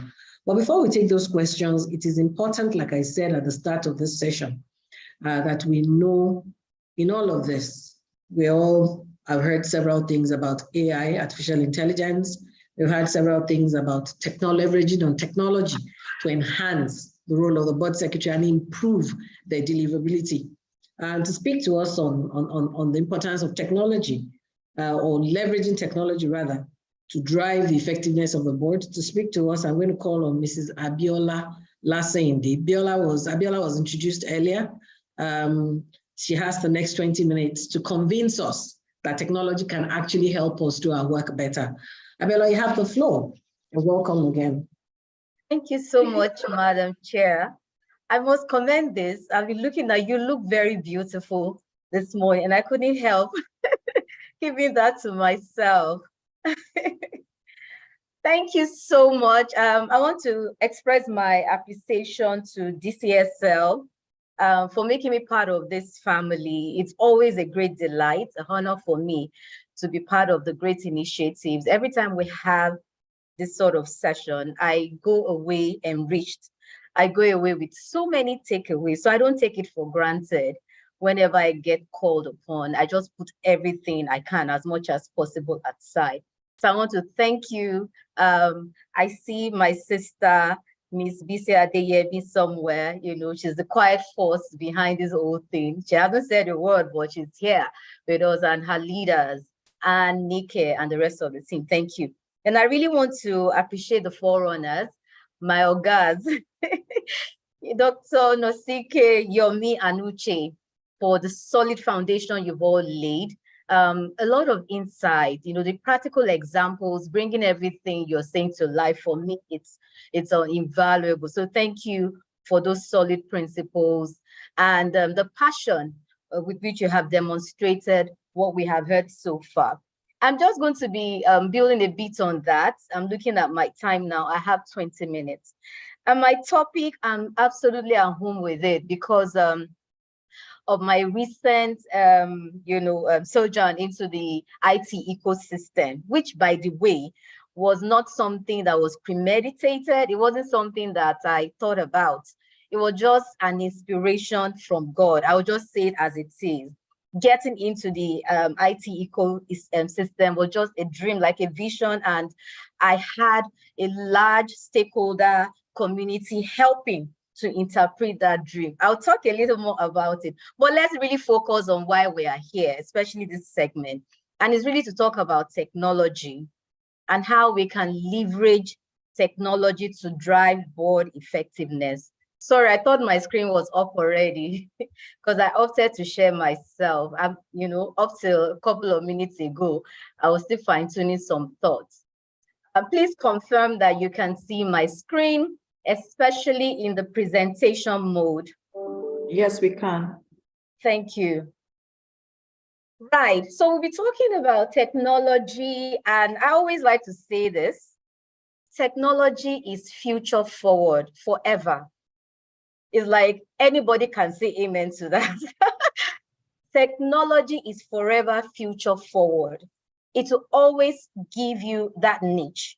It will always create that advantage. So if we don't think technology in our waking moments, our sleeping moments, as we go through the day, I will be wondering what else we're talking about or thinking about, apart from, greater life issues and the things that are really, really pertinent. But technology is forever future forward. I call it the FFF. So it goes without saying that.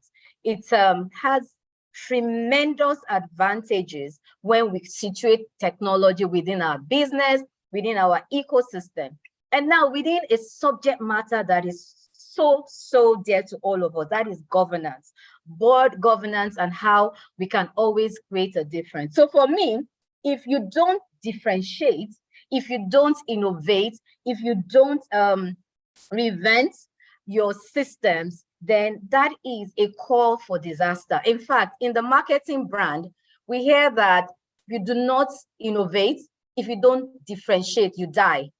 I learned this principle so many years ago when I was, when we used to have this big strategic management meeting retreat at the beginning of the year, where you have all the cross functions. I think it was in Cadbury then, when I was in Cadbury, come together, and it struck a chord that if you don't differentiate as a brand, you will die. And that has really stayed with me. I reflect on it all the time. Like Uche was trying to tell us, demonstrate, there are certain names that he presented, and we know what these names stand for. And they just, you associate a particular name with a brand, or a particular brand with a name, or a name, you know what that name is. It's the same thing with differentiation. And digital innovation would definitely help with that. So let's talk about how COVID-19 pandemic really changed the narrative for us. I know that before that pandemic, our boards were really resistant. For a lot of us, I think the most we could do, for majority, especially of the big companies, was to be able to also introduce the board tabs, because the boards felt very comfortable to perhaps convert their, phones, or if you put an iPad in their hand, they felt comfortable. But, we struggled with even getting them to understand how to use those board pads and the board portals. And then COVID happened. And I am a witness to some board members, who used to complain about other board members joining meeting virtually. I know a chairman that was practically against it. And, in my mind, I'll be wondering that people will opt to call in, and he will reluctantly accept for the directors to dial in. how diverse our boards are till now, when you have our board members who are dialing in from other climes and other countries. And then suddenly the pandemic happened and the narrative changed and is still changing. I always say that there are blessings that a lot of lessons from the pandemic that we are obviously living with till now. And as bad, as cloudy as those moments were for us, we took a lot of valuable lessons. In fact, that was the same season that the Chief Information Officers Award was established, because it came like an inspiration. By the way, the CIO Awards is just a recognition of excellence in the IT ecosystem, to just bring the leaders of the IT, our IT world, for recognition and to pull them into strategic framework to discuss our digital transformation agenda. So if that sort of ideas and the things we are now seeing started when there was need for us to really think and get out of our comfort zone, then we know that we will continue talking about the need for us to embrace digital solutions. We'll continue to talk about the need for us to enable and help our board members, management, to really stay relevant, because that is the honest truth. For you to be digitally innovative, that means that you're digitally relevant. You're able to add value to an ecosystem that will be forever, so many miles ahead of us, so that board members are not left behind. We are forced to help them to embrace this new technology. And then the question is, to what extent has the rapid digitalization that was associated with the pandemic, to what extent has it been extended to the board operations? And another critical question, how can we leverage on this to improve the effectiveness of our board operations? So quickly, we know that, like I said, we were using all sorts before the pandemic, and it was a struggle. But I think we have been able to demonstrate value in the last couple of years, for the need to embrace technology. I'm also a witness to how we started on Zoom, Microsoft Teams, and some of our board members struggled. Some of them could not link up with meetings. Some meetings were adjourned because we could not find a forum. Because you have board members who are still struggling to get into the meeting room. Some will be looking for people around them to help them. And some of these people will be as helpless as the board members themselves. So there has been that shift from year 2020. I just want to make it very practical and things that are absolutely tangible. From that time till now, we have seen that great shift, the mindset shift from what it used to be, that virtual governance, literally, that we embrace that period, we can still modify and even begin to be a bit more proactive. So there is however, in putting all of this into context, there's the need for the board to adopt more governance-specific technology solutions. More governance-specific technology solutions, which will allow the board to operate entirely paperless through a web-based interface. Such governance-specific solution will consolidate most, if not all, of the relevant governance processes on a single platform. Now, that speaks to all of the tools, the enhanced tools, especially. We have seen we have witnessed and embraced and enjoyed the support of our regulators, such as the SEC, CAC, allowing us to modify the AGMs, the general meetings, and helping us with practice notes, guidance on how we can adapt. We're moving out gradually now into full-scale physical meetings and the things that how things used to be. But the honest truth is that, God forbid that we experience another pandemic, I sincerely hope that we will not struggle again. Because it's very easy to just keep, moving out of our comfort zone. I mean, to remain in our comfort zone, rather, I beg your pardon, and forget how we're very creative and innovative about embracing change. That is my own secret, prayer, that I hope that now that we're getting fully physical again, and we're having the full 1,000 shareholders meeting in attendance and all the physical adaptations that we used to have. I hope, I'm really speaking this out loud, that there will also be opportunity for us to keep all the lessons, alive. And, we have refreshers where, like, some companies that have these crisis management policies, and you have a drill on what happens if, for instance, a bomb, was thrown into a factory site.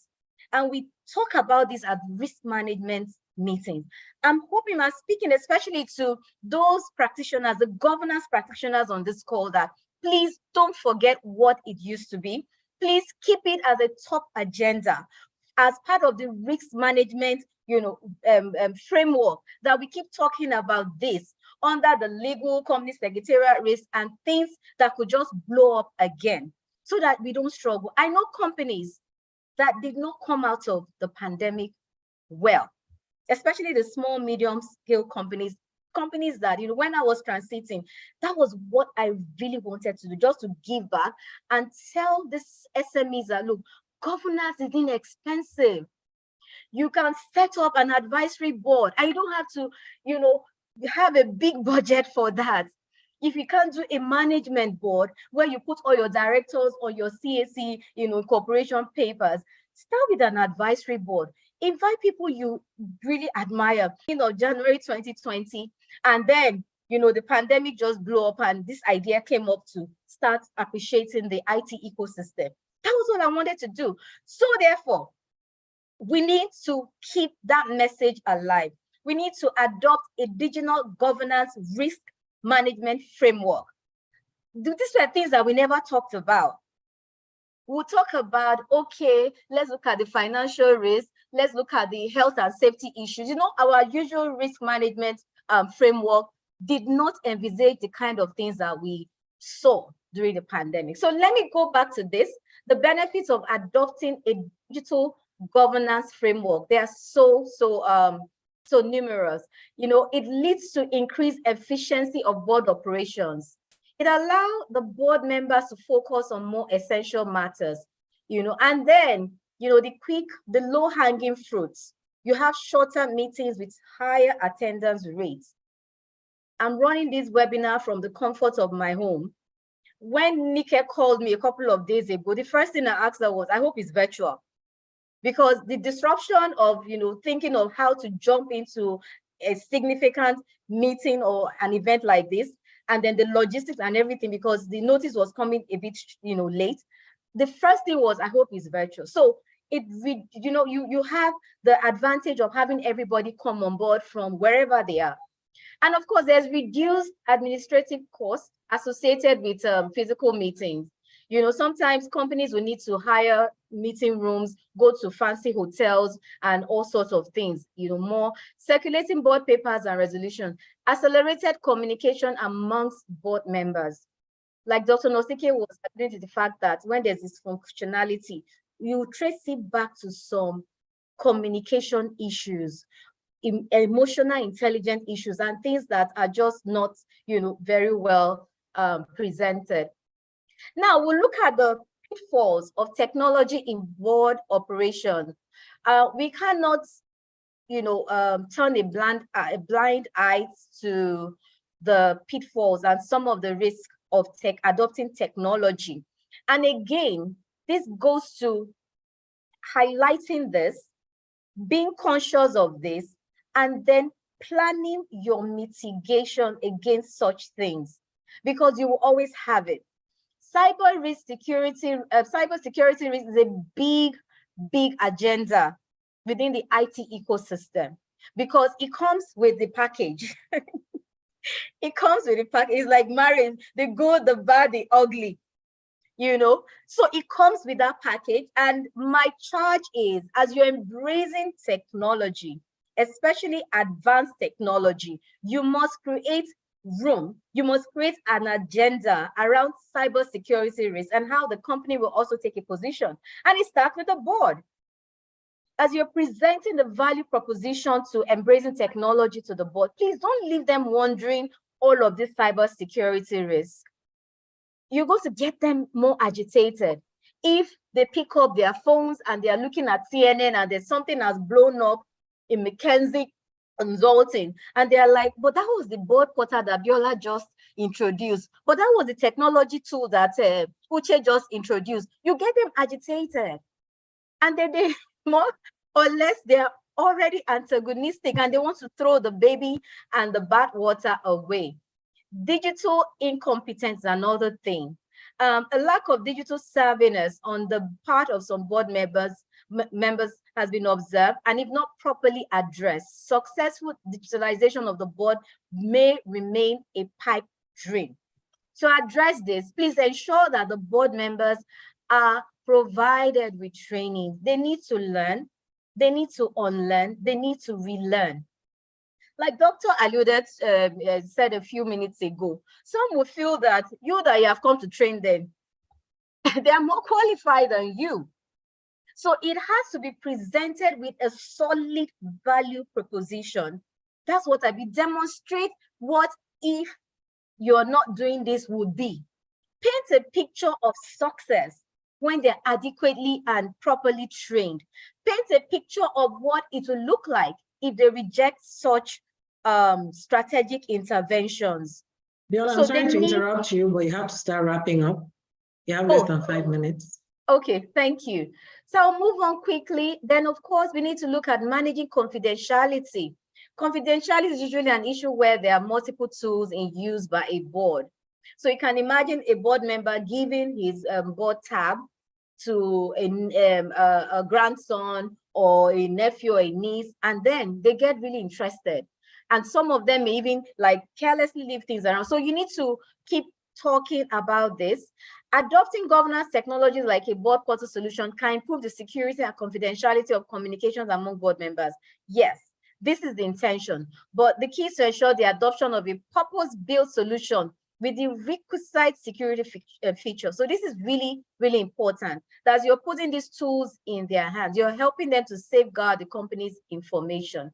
And a few tips and for the remote board effectiveness. We need to train. I've said that it can never be overemphasized. You need to inform them timely notice of meetings with relevant information on accessing the digital platform. I took it upon myself to help board members that used to struggle with their board tabs. You know, you go to them well ahead of the board meetings. You troubleshoot with them, you ask them, because they won't come to you. They won't want to display their ignorance. But you call and, sir, do you have any problem with accessing the papers we have sent or the link that will take you, you help them. Be proactive. Be the one that handholds with them and help them to just, attain that level of confidence in using those tools. And then follow up. Yeah. Sometimes you just get into that and really, really help them.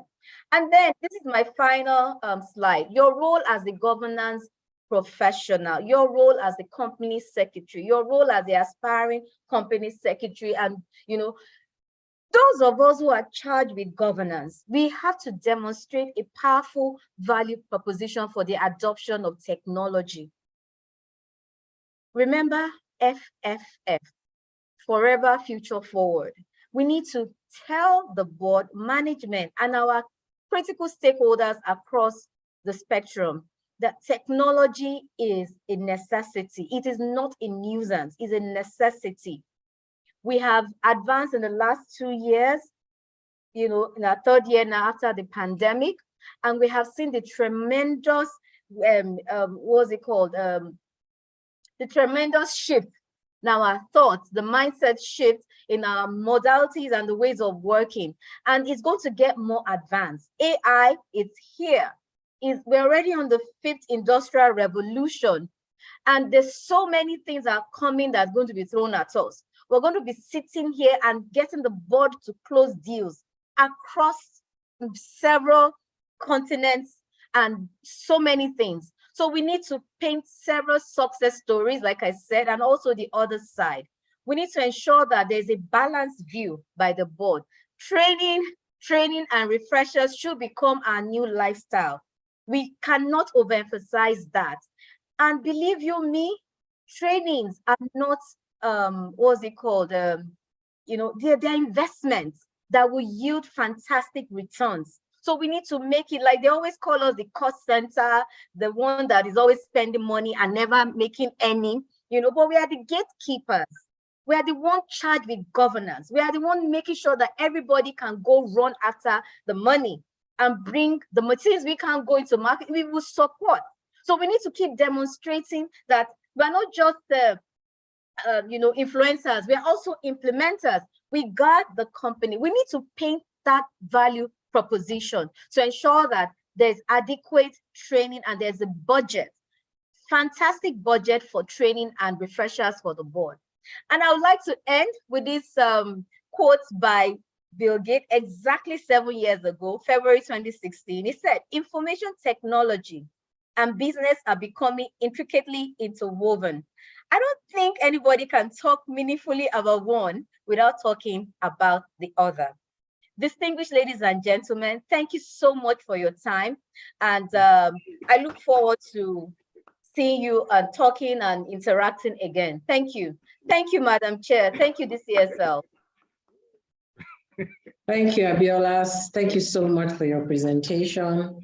You didn't act ruffled when I interjected to ask you to wrap up. You're almost there anyway. Thank you so much for keeping to the timeline.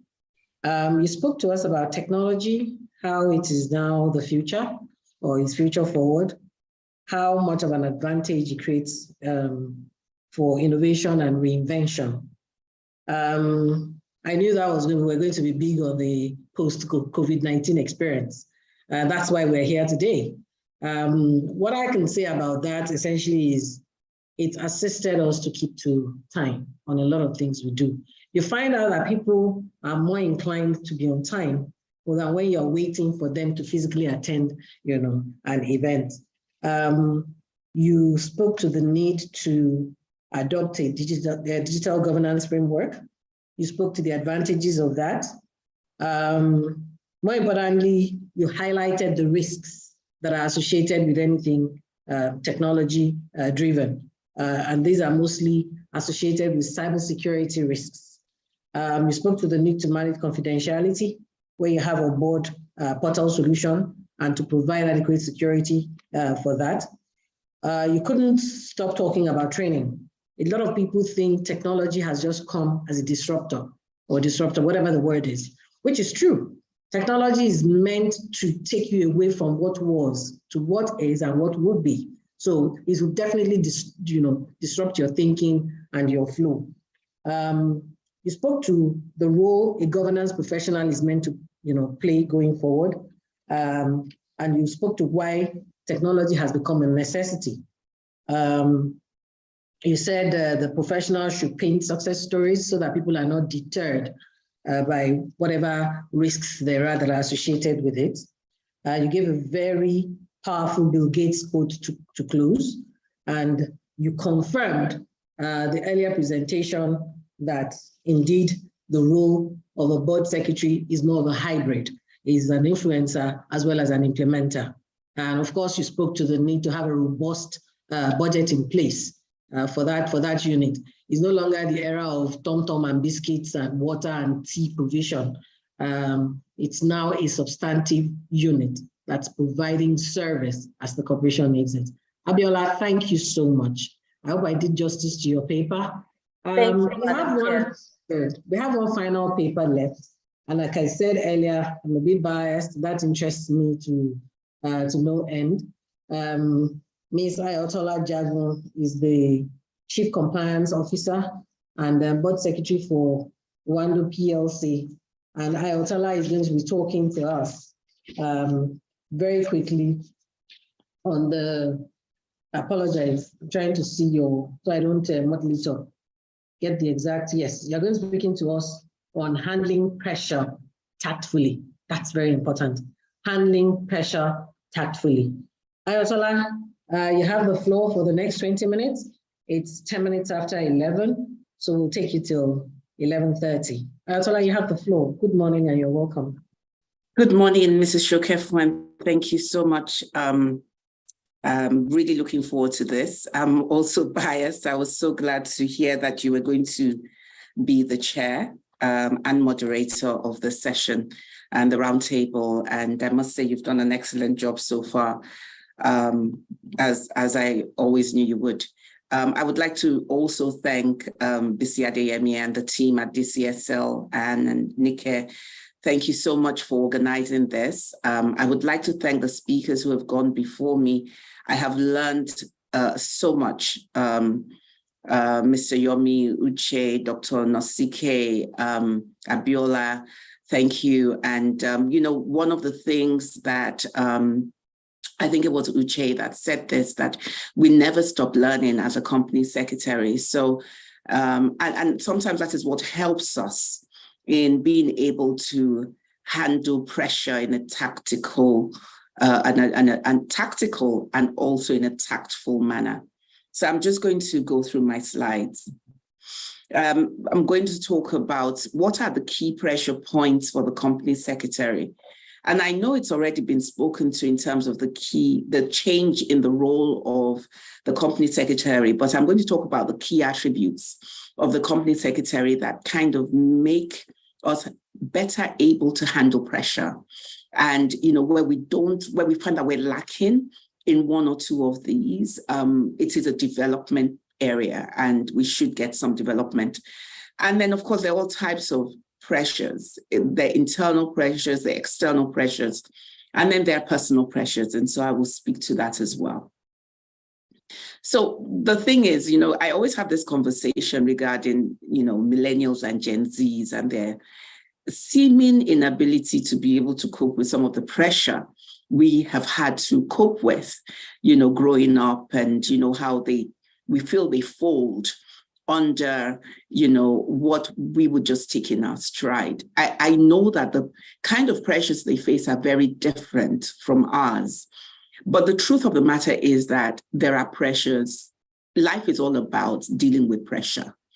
And, you know, one of my most precious, it is a precious stone, but my favorite stone is the diamond. It speaks to me on so many different levels. And I guess at a very difficult point in my life, it was what I would say God used to speak to me, that without pressure, you cannot get diamonds. Without struggle, strength is not developed. Strength comes when you're able to successfully deal with struggle. And diamonds are made in the rough. Diamonds are made under intense pressure that's been built up over centuries. So first of all, let's not see pressure as being a negative thing. Let's see pressure as being an opportunity for growth. So there are key pressure points for a company secretary, going back to the top. You get pressures from regulators and government agencies. My heart goes out to those company secretaries in the banking sector, financial sector, because, you know, when you think about the number of regulations that come out very, very regularly, and also not even just so much the regulations, but the sometimes ambiguity around those regulations and how they are interpreted. This can be a cause for pressure. You know, we know, for instance, our colleagues who are going through who are in the banking industry right now are facing all kinds of different interpretations regarding this new notes. You know, is the date passed now for receiving old notes? Which old notes can we receive? How much can we give out if you're a corporate? How much can we give out if you are a person, you know, if you're an individual? And of course, compliance would be inundated and the company secretary will be on their toes if you are in that kind of industry. So there are pressures that come on board from time to time as well, depending on what is happening in your industry. We have pressures from shareholder groups, shareholder activists, and also other pressure groups like unions, other stakeholders, the press, creditors, you know, at different points in time.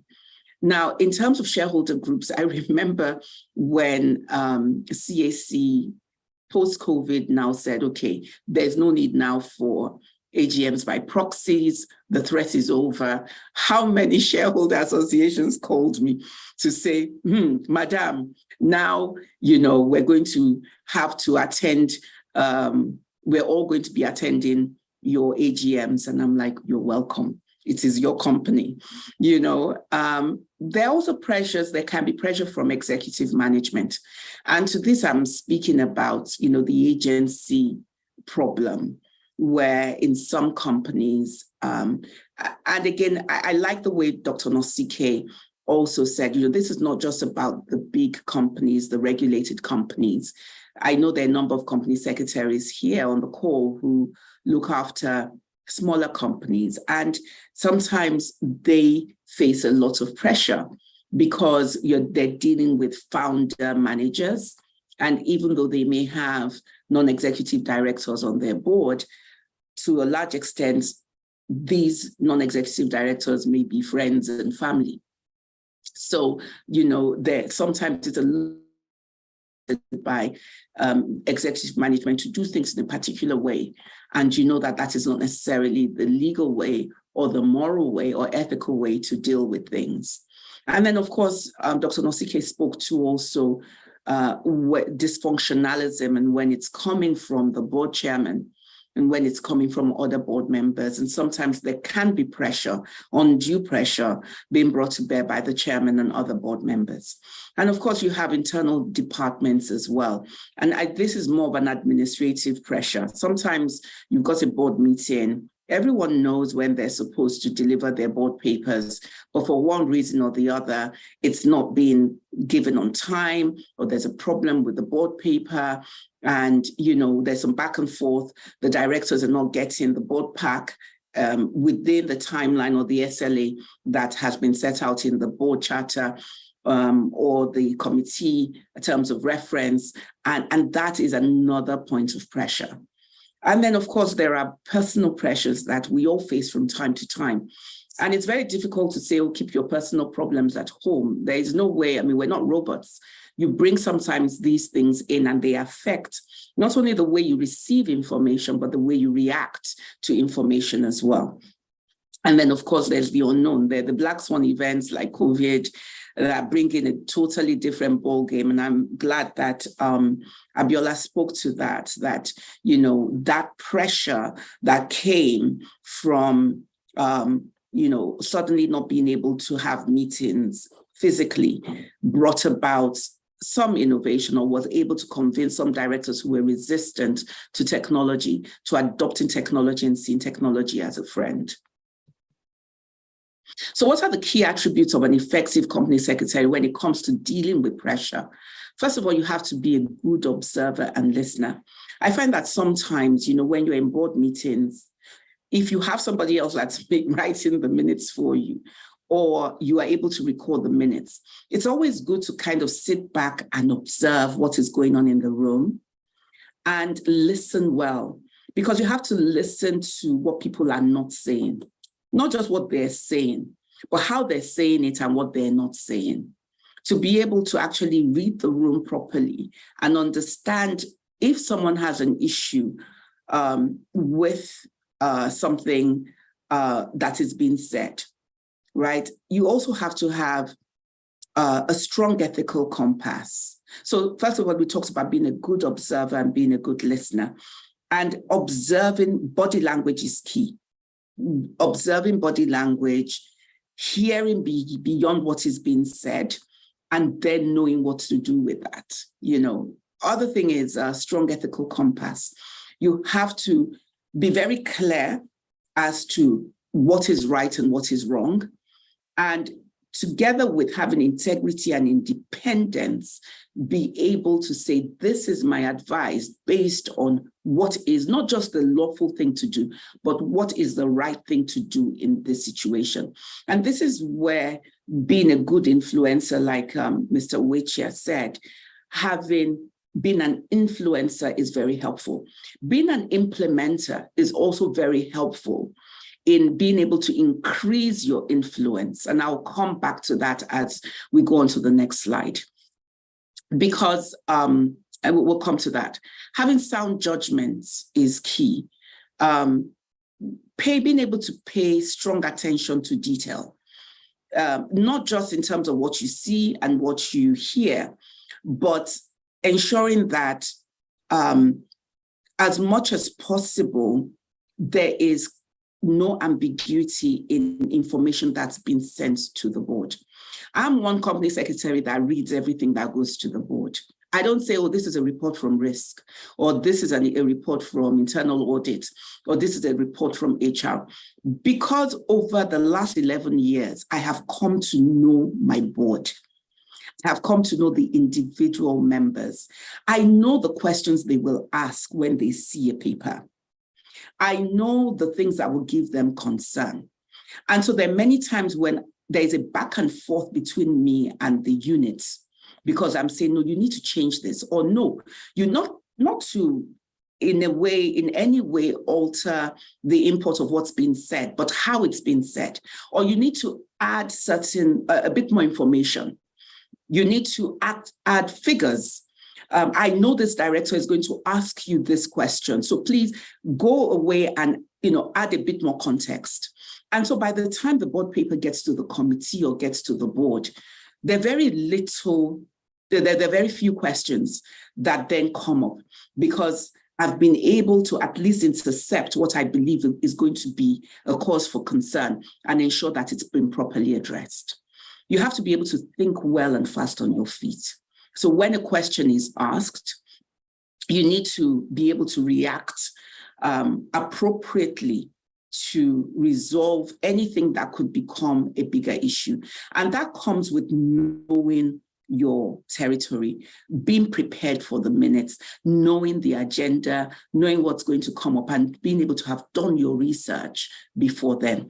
One of the things I do is I always have my phone with me, and it's not because I'm being rude, but we have amongst my team, I have a very strong team of knowledgeable managers, company secretaries who are my head of department, my managers. And when a question is asked, they're also on their phone. They know in the board meeting to be on board, so that if a question is asked, for instance, or things are veering towards a certain direction and I don't have the answer, sometimes I will have like 2 or 3 people who have already sent me the answer, because we have this group WhatsApp, we have a WhatsApp group for the team, and I'm able to get that information from them. You also have to have a high emotional quotient, so that this is called emotional intelligence, so that you are able not just to read the room, but you know what to do, you know how to talk, you are empathetic as well. You have that right level of empathy, and you know how to put across your views without being abrasive. You have to have the courage and conviction, an ability to say no, but in a constructive manner.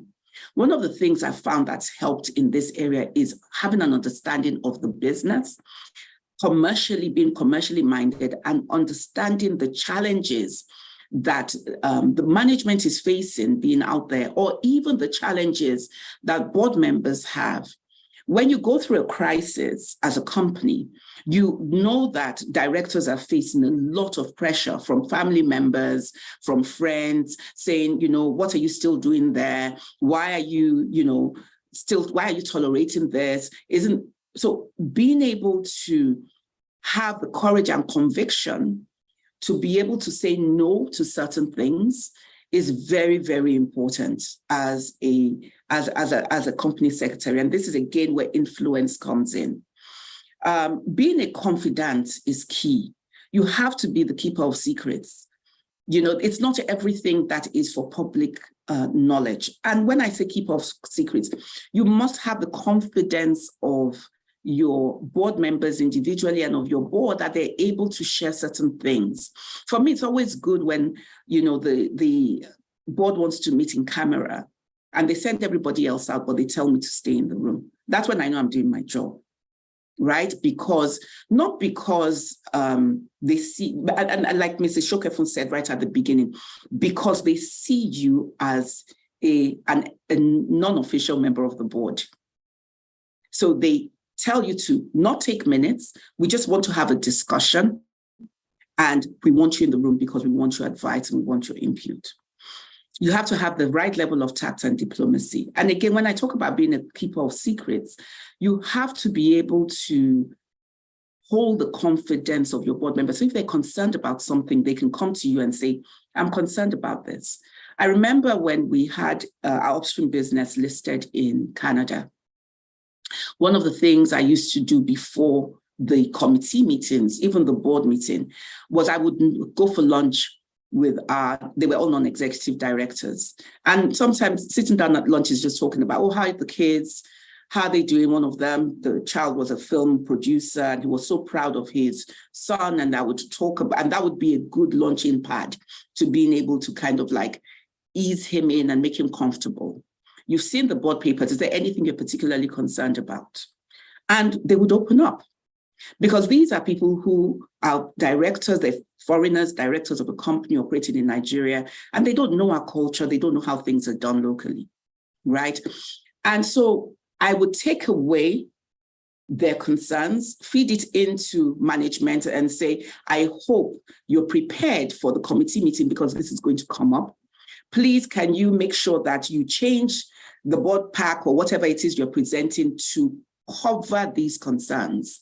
And so when we then have the committee meetings, certain things will come up at the committee meeting, and then I'll be able to, before the board meeting, speak to the chairman or speak to the CEO and say, okay, these things came up from the committee meetings. Please, these are the things you need to pay attention to because they will come up at the board meeting and they need to be addressed. And so they would be then better prepared to deal with what could have been potentially a difficult subtopic. And it would then be quickly resolved. And these are, like I said, different pressure points. You also have to have strong organizational and planning skills. So I remember a period of time when, it was so difficult to get the units to prepare or to send in their board papers on time. We basically nannied them as a department. I had reminders set up a month in advance into the meetings on Outlook, and reminders were going out every 3 days. I had somebody chasing up until they got into the rigor and discipline of understanding that these papers have to come on time. They were basically chaperoned through the process. And sometimes you need to go over and beyond. Why? Because it just makes the company look good. And ultimately, you have to think what is in the best interest of the organization. I have 5 minutes to go. Sorry to interrupt. Okay, fine. Yes. So we've gone through this. I'm going to go to the next page. Thank you very much, Mrs. Shukefun. So handling external pressures. I've spoken about some of these things in the attributes. Know the law, keep abreast of changing legislation and industry trends.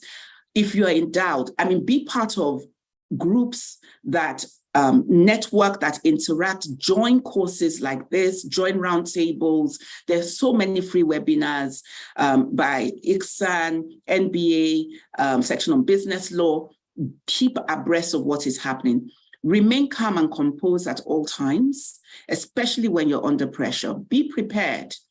Anticipate potential sources of pressure and engage in scenario planning. And scenario planning is always about worst case, mid case, best case. So write out everything that could possibly go wrong and have a plan, a mitigating plan for how to deal with that scenario.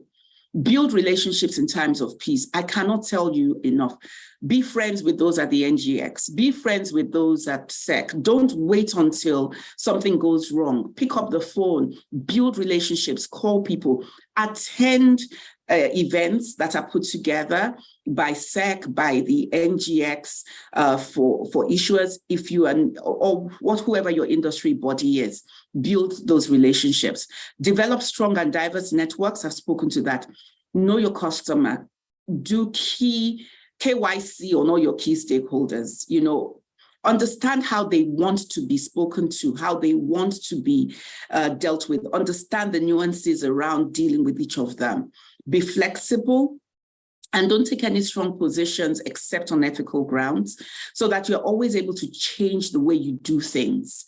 You know, your way is not the highway, it's not the best way. It's not my way or the highway, you know, and then stay neutral. Do not take anything personally. It is not personal. And that's one of the things that I have found, especially dealing with external stakeholders, that nothing is really personal. Everybody has an agenda, and it's finding out what it is they want to achieve and being able to get a win-win situation. I have a quote here. It says, grapes must be crushed to make wine. Diamonds form under pressure. Olives are pressed to release oil. Seeds grow in the darkness. Whenever you feel crushed under pressure, pressed or in darkness, understand that it's a place of transformation. And then trust the process, and hopefully you've helped to put in place that process. The slides are going to be available, so please read this because I may not be able to go through everything because of time. So what I would say again is reduce ambiguity and discretion. Have in place the policies and the procedures that make it easy for you when you are being put under pressure by director or your chairman or management to do certain things, to say, well, this is what the policy says.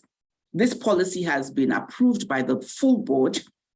This is what and then have procedures in place, because it helps you to kind of step outside. It's no longer you saying no. It is what everybody has signed up to. So have in place those policies, put in place new policies. I mean, we had to put in place a board disciplinary process, a board disciplinary policy, because it sorts out when you have to discipline a director, you know, what the process should be. And it also helps protect the chairman and the rest of the board members, so they're not being told, oh, you're just picking on one person. We have a process, we have a policy, and we're following policy. Be impartial and independent at all times. Please do not take sides. You may love a director to bits, may have a relationship with them. Be professional. You know, some of my board members, especially management, I've known them for years when I wasn't even working in Owando, but I stay professional at all times within the office environment. I will never call you by your first name. It is always Mr. This and Mrs. This, because it's very, very important that that professionalism is kept, and also that you do not take sides. Be transparent. Sorry, Ayatola, in wrapping up, can I ask that you quickly look at your slide that speaks about personal pressures? I think it's very important. Absolutely. Please. Thank you. So I've spoken to some of these as well. Handling personal pressures, be self-aware is key in all of these things. And handling pressure, be self-aware, know your limits based on your personal circumstances, and please set realistic goals for yourselves at work.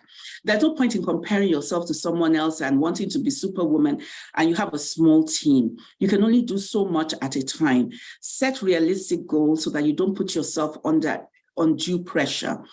Prioritize and plan. Sometimes recognize that you are the priority. If you are not well, you cannot actually deliver well at work. Ensure that there's someone you can talk to, a trusted superior. Sometimes it could actually be a board member, a non-executive director. But communicate when you're under pressure from personal circumstances. Make sure that there are things in place, even within the work environment, like employee assistance programs, remote working, all these anti-harassment policies, and then seek professional help when you need to seek professional help. There's no shame in asking for help. Hopefully because of COVID now, and the fact that it puts a lot of us under mental pressure, there is no shame in saying, look, I need to speak to a counselor, I need to speak to a psychologist. Practice self-care. You know, work-life balance is key. Make sure that you're not using work to get away from personal issues. Deal with the issues that are causing you the most pressure and deal effectively with them. Thank you very much. And thank you, Mrs. Shokefun, for enabling me to go over slightly. Thank you. Thank you very much, Ayatola. For WIMBY's members here, they would know that today they're speaking to health issues. So, you know, in allowing you go overboard or over the time, it's because I wanted you to really touch on the core issue of personal pressures, because we tend to allow that subsumed into the larger role, which if you are not mentally fit, if you are not mentally in tune you won't be able to deliver on your set goals. Ayotola, again, I must thank you. You spoke to us about what the key pressure points are. You outlined this, could be customers, could be creditors, could be regulators, you know, could be the board chair, could be other board members. Like I once counseled a board member, you know, of a board that I chaired. You know, she would come to me tearfully. And I think, you know, sometimes when she's overwhelmed, and I think, you know, being of the same gender, it was easy for her to just approach me and I would, you know, encourage her. And I remember the one thing she held on to one day, I said to her, I said, listen, look at the board as having 13 different bosses with different personality. I think it made a lot of difference to her. And from that day, you know, she learned that she had to manage each individual person. Even though I was the chair, there is so much overarching control I could have, you know, and you also have to understand the manner of appointment of those board members wasn't something within my control. So all I could say to her was, listen, just try as much as is possible to see each board member as your boss. And that way you'll be able to manage, you know, your role more effectively. You spoke to us about the key attributes of an effective company secretary. You spent a lot of time there, and I'm sure it was because you were trying to pass a message across. Someone that has to have strong judgment, sound judgment skills, strong attention to detail.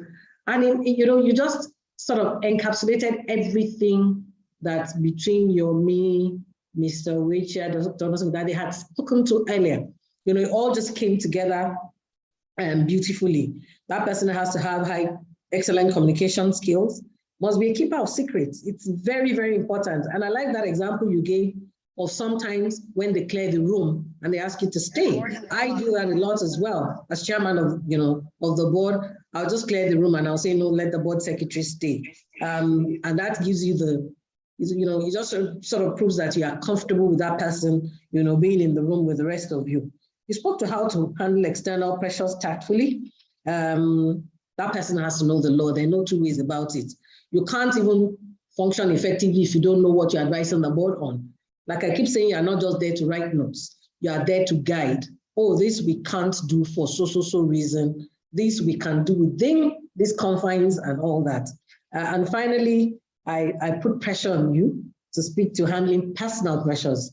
And I'm glad we spent a lot of time there. Ayotola, thank you so much for making the time to talk to us this afternoon. That brings to an end all our discussions for today. Very quickly, without taking any, you know, without missing a bit, I think we should start, you know, with the Q&A effectively. We have the next 30, 40 minutes odd to take those questions. And I already have some waiting in here. Some have made their questions anonymous, while some have actually put in their names.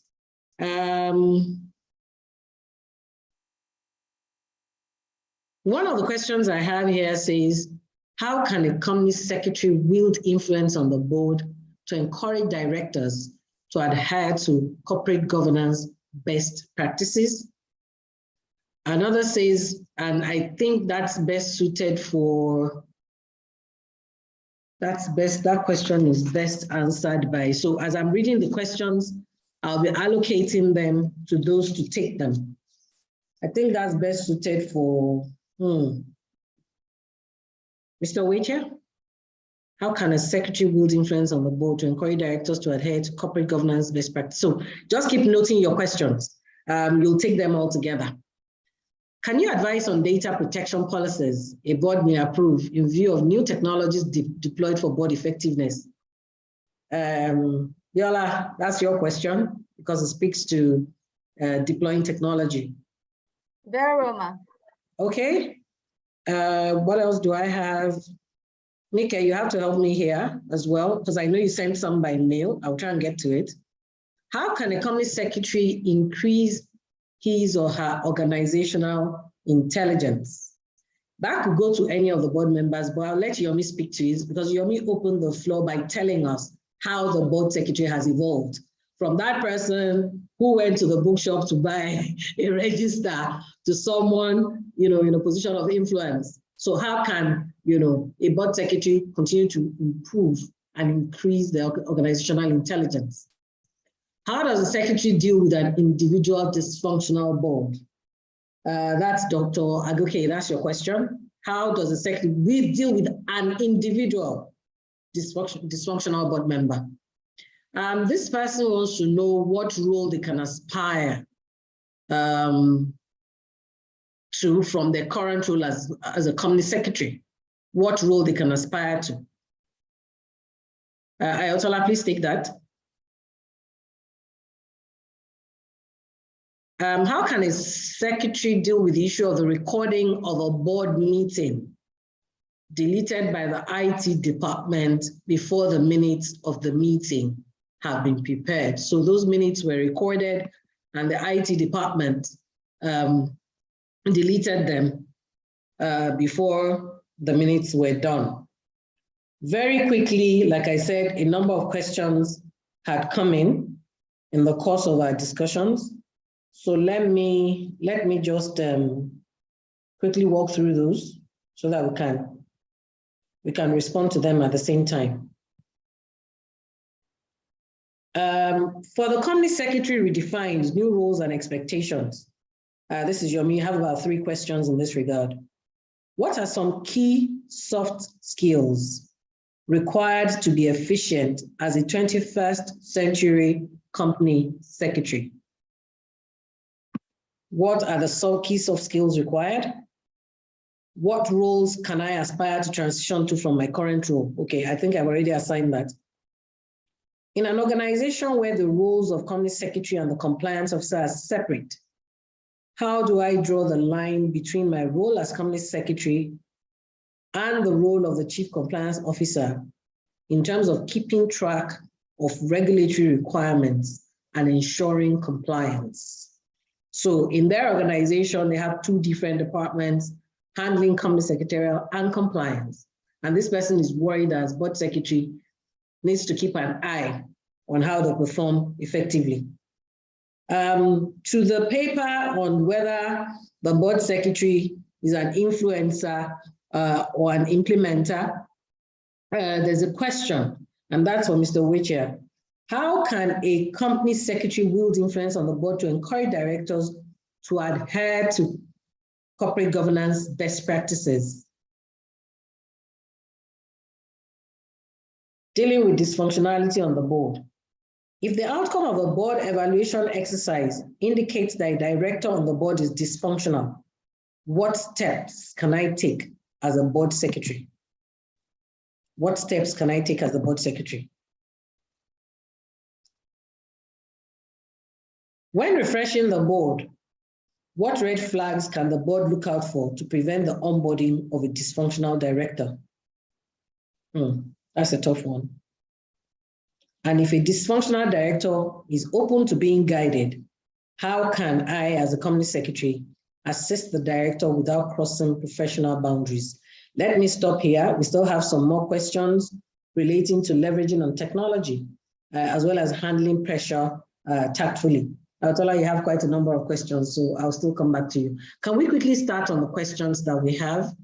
Nikki, I apologize, I just saw your message. I just thought it was good so that we're not all over the place. Sometimes you find out that these questions are sort of interwoven. That's why I took them together so that in answering, they can take a number of questions together at the same time. Thank you very much, BC. I saw your comments. Thank you. Thank you very much. So please, Yomi, let's start with you. You presented first. Your microphone. Thank you once again, Madam Chair. You're welcome. There are 2 questions for me from the ones you read out. How can a company secretary increase his organizational intelligence? I think the starting point is to all agree what organizational intelligence entails. It will be encompassing. What are you supposed to know about this organization? The structure, very key. You can't walk into a company without conducting your own personal audit of where does the power lie. For as long as you don't know where things lie, where resources exist or reside, conflict will be inevitable. So the starting point for any good company secretary, for that matter, if you get your letter of employment today and you have 2-3 weeks to resume to take up that position, I will say do a background check. Go to the company's website. In fact, if you can, conduct your own due diligence from regulators to know who they are. It will even help you the more if the company is listed. You know who represents who on the board. You know who owns what shares on the board. Knowing all of this, you are planning your overall organizational intelligence. Take that word intelligence far and wide. You are looking at the company with an helicopter view to know when I come in, it's like a chicken in a new place. It stands with one leg, still trying to watch. But with the knowledge you have had through your own background check, you'll be able to know this who this person is, this who this person is. You probably will even know more about the management. Are they related parties on the board? So you know how to relate with everybody. That's on one side. The second side of it is that even you as a person, you must sharpen your understanding of what we have come to do. We have come to work as company secretary. You keep reminding yourself with an amount of ego, but without being arrogant. This is what I've come to do here. How will I be able to reduce conflict to the barest minimum? Engagement is not out of place. You don't go to a place and think you know it all. Where you are coming from, the culture is different from where you are coming in.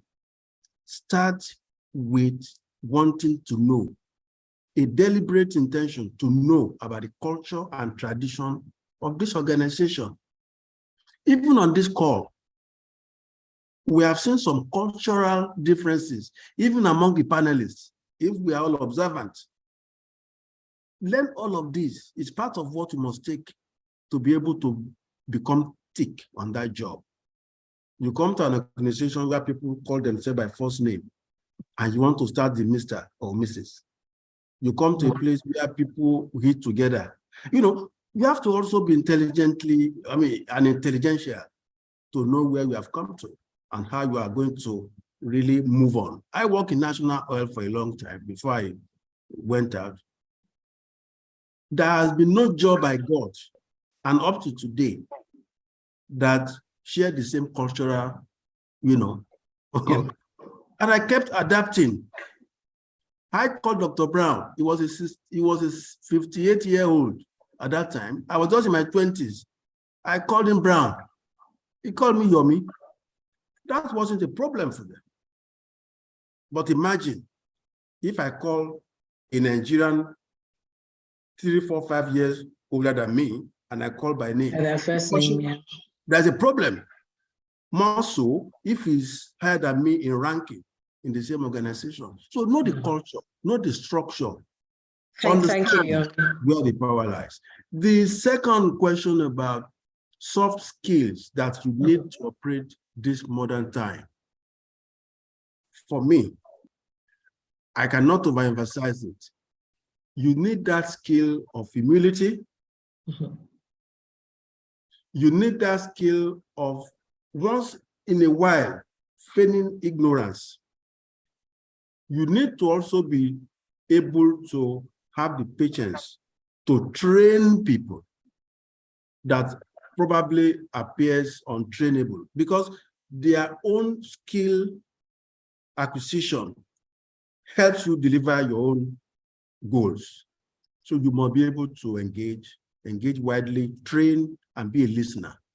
Be a good listener.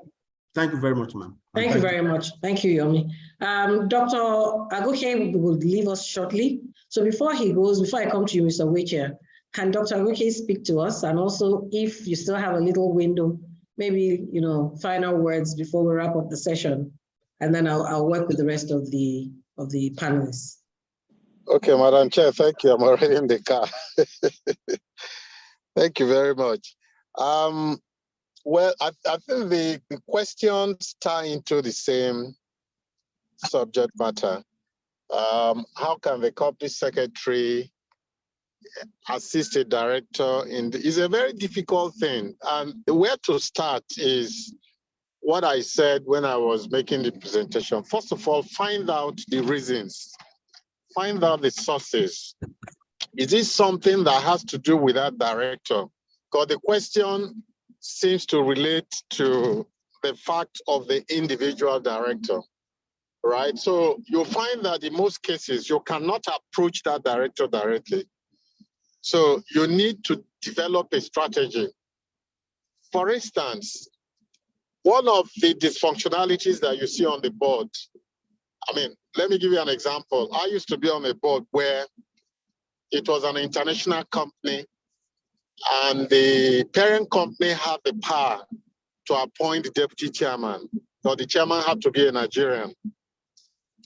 This deputy chairman will come to the meeting, he will not make a comment, but while the meeting was on, he will be polishing his shoes and he will distract other members of the board. And the chairman didn't have what it took to call this guy to order. Now, even if the chairman had that, the chairman shouldn't say that in the meeting. The chairman would have to find a way of talking to this guy. I mean, you may look at it as a very simple, small matter, but it is a major point on dysfunctionality on the board. Sometimes you'll find that a particular director is used to having discussions while a meeting is on.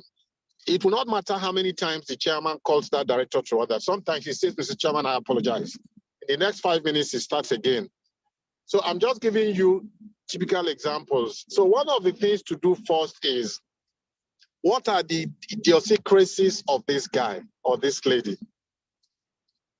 You know, things like, oh, Mr. Chairman, I wasn't the one that moved that motion. Even if he was the one that moved the motion, he sees in the minutes, he starts arguing, he forgets even when you want to make it clear to him that he was the one. So the first thing to do as company secretary is, what are the reasons? What are the sources of dysfunctionality? You put them down. The board evaluation you do every year, and this is why I say to company secretaries, look, even when you engage an external consultant to conduct the board evaluation, be interested in what they are doing. Do not send your subordinates to overlook what they are doing. I know you are busy. Be interested, because the process will pick out some of the things we're talking about now, particularly when it comes to the issue of peer evaluation. The director's colleagues will actually point out, and then it takes me back to the point of the questions. So when the consultant comes, questions, this is the questionnaire. The company secretary should be able to add to those questions based on the things you've seen that relate to dysfunctionality, so that the directors could pick out solutions which will form part of your package of solutions. So first of all, you need to identify those things. You need to speak to the chairman. Sometimes it's a more difficult thing when it is the chairman that is using. But when I was company secretary, I mean, I've been also chairman of boards. When I was company secretary many years ago, I had a chairman who was a problem. And what I used to do was go to the chairman's office, sit with him. And I was lucky. He was used to asking me, how did the board meeting go? And I'll talk about the board meetings and even point to the things that he did that I thought should have been done differently. Most of the time, he agreed with me. But if you walk straight to the chairman, without the chairman inviting you to discuss something else, and you start saying, Chairman, that meeting, you didn't conduct it properly, then you will have a brick wall. That's a very So one of the things to do as company secretary is understand the character of this person. And for company secretaries that have just joined those companies, read the minutes of meetings. Go back to like minutes. From the content, you will be able to pick out the personal cultures of the directors, and then you'll be able to manage those directors. And then, of course, training. When you find that there's this dysfunctionality, this is what the director does. To include this, you look for a particular course. I'm on the board now, we're talking about directors training. And I said to the company secretary, you know what? Don't just pick training programs that the IOD or some institutes have given to you. Sit with the IOD and tell them, I want you to customize this because I have some problems on our board. Do not say that I told you, but please customize this because I want us to be able to deal with the problems that I have on my board. So don't go directly to that director, except if the director says to you, how did I fare at the board meeting? Don't go directly to the chairman, except the chairman says, come and talk to me. How did the meeting go? And while you are talking to the chairman and picking out dysfunctionalities exhibited by some directors, don't be personal, don't be direct. Advise the chairman, but above all, emotional intelligence. You need to build your emotional intelligence. It is very, very important. So my advice is, first of all, understand the culture of the board, understand the culture of the business, know your job. If you don't know your job well and you are not updated, there's no way you can advise. In fact, when directors know that you know your job, they keep coming to you, and it's an opportunity for you to point out some gaps, and some directors are willing to accept them. So first, understand the culture, understand that person's personal culture, understand that nobody knows it all. Approach the chairman. Look, don't go to the MD to talk about a non-executive director. Don't ever go to the MD to talk about that. Thank you very much, Doctor. All right. That's Okay. Thank you very much, Madam Chair. Thank you. Thank you. All right. All right. Okay, so let me quickly go to Mr. Weiche, and then I'll come to Biola and Ayotola. Mr. Weiche. Your microphone, please unmute. Thank you. Thank you very much for pointing that out to me. I would have been talking to myself. The question is, how can we get directors to comply with corporate governance best practices? And I want to say that is the two questions are related, and it's a very important question. In the interest of time, I will just give a formula. And that formula is something that we use in projects. Apply a BOOT principle. Build, own, operate, transfer. When I joined my last place of employment, I found that there was basically no corporate governance structure.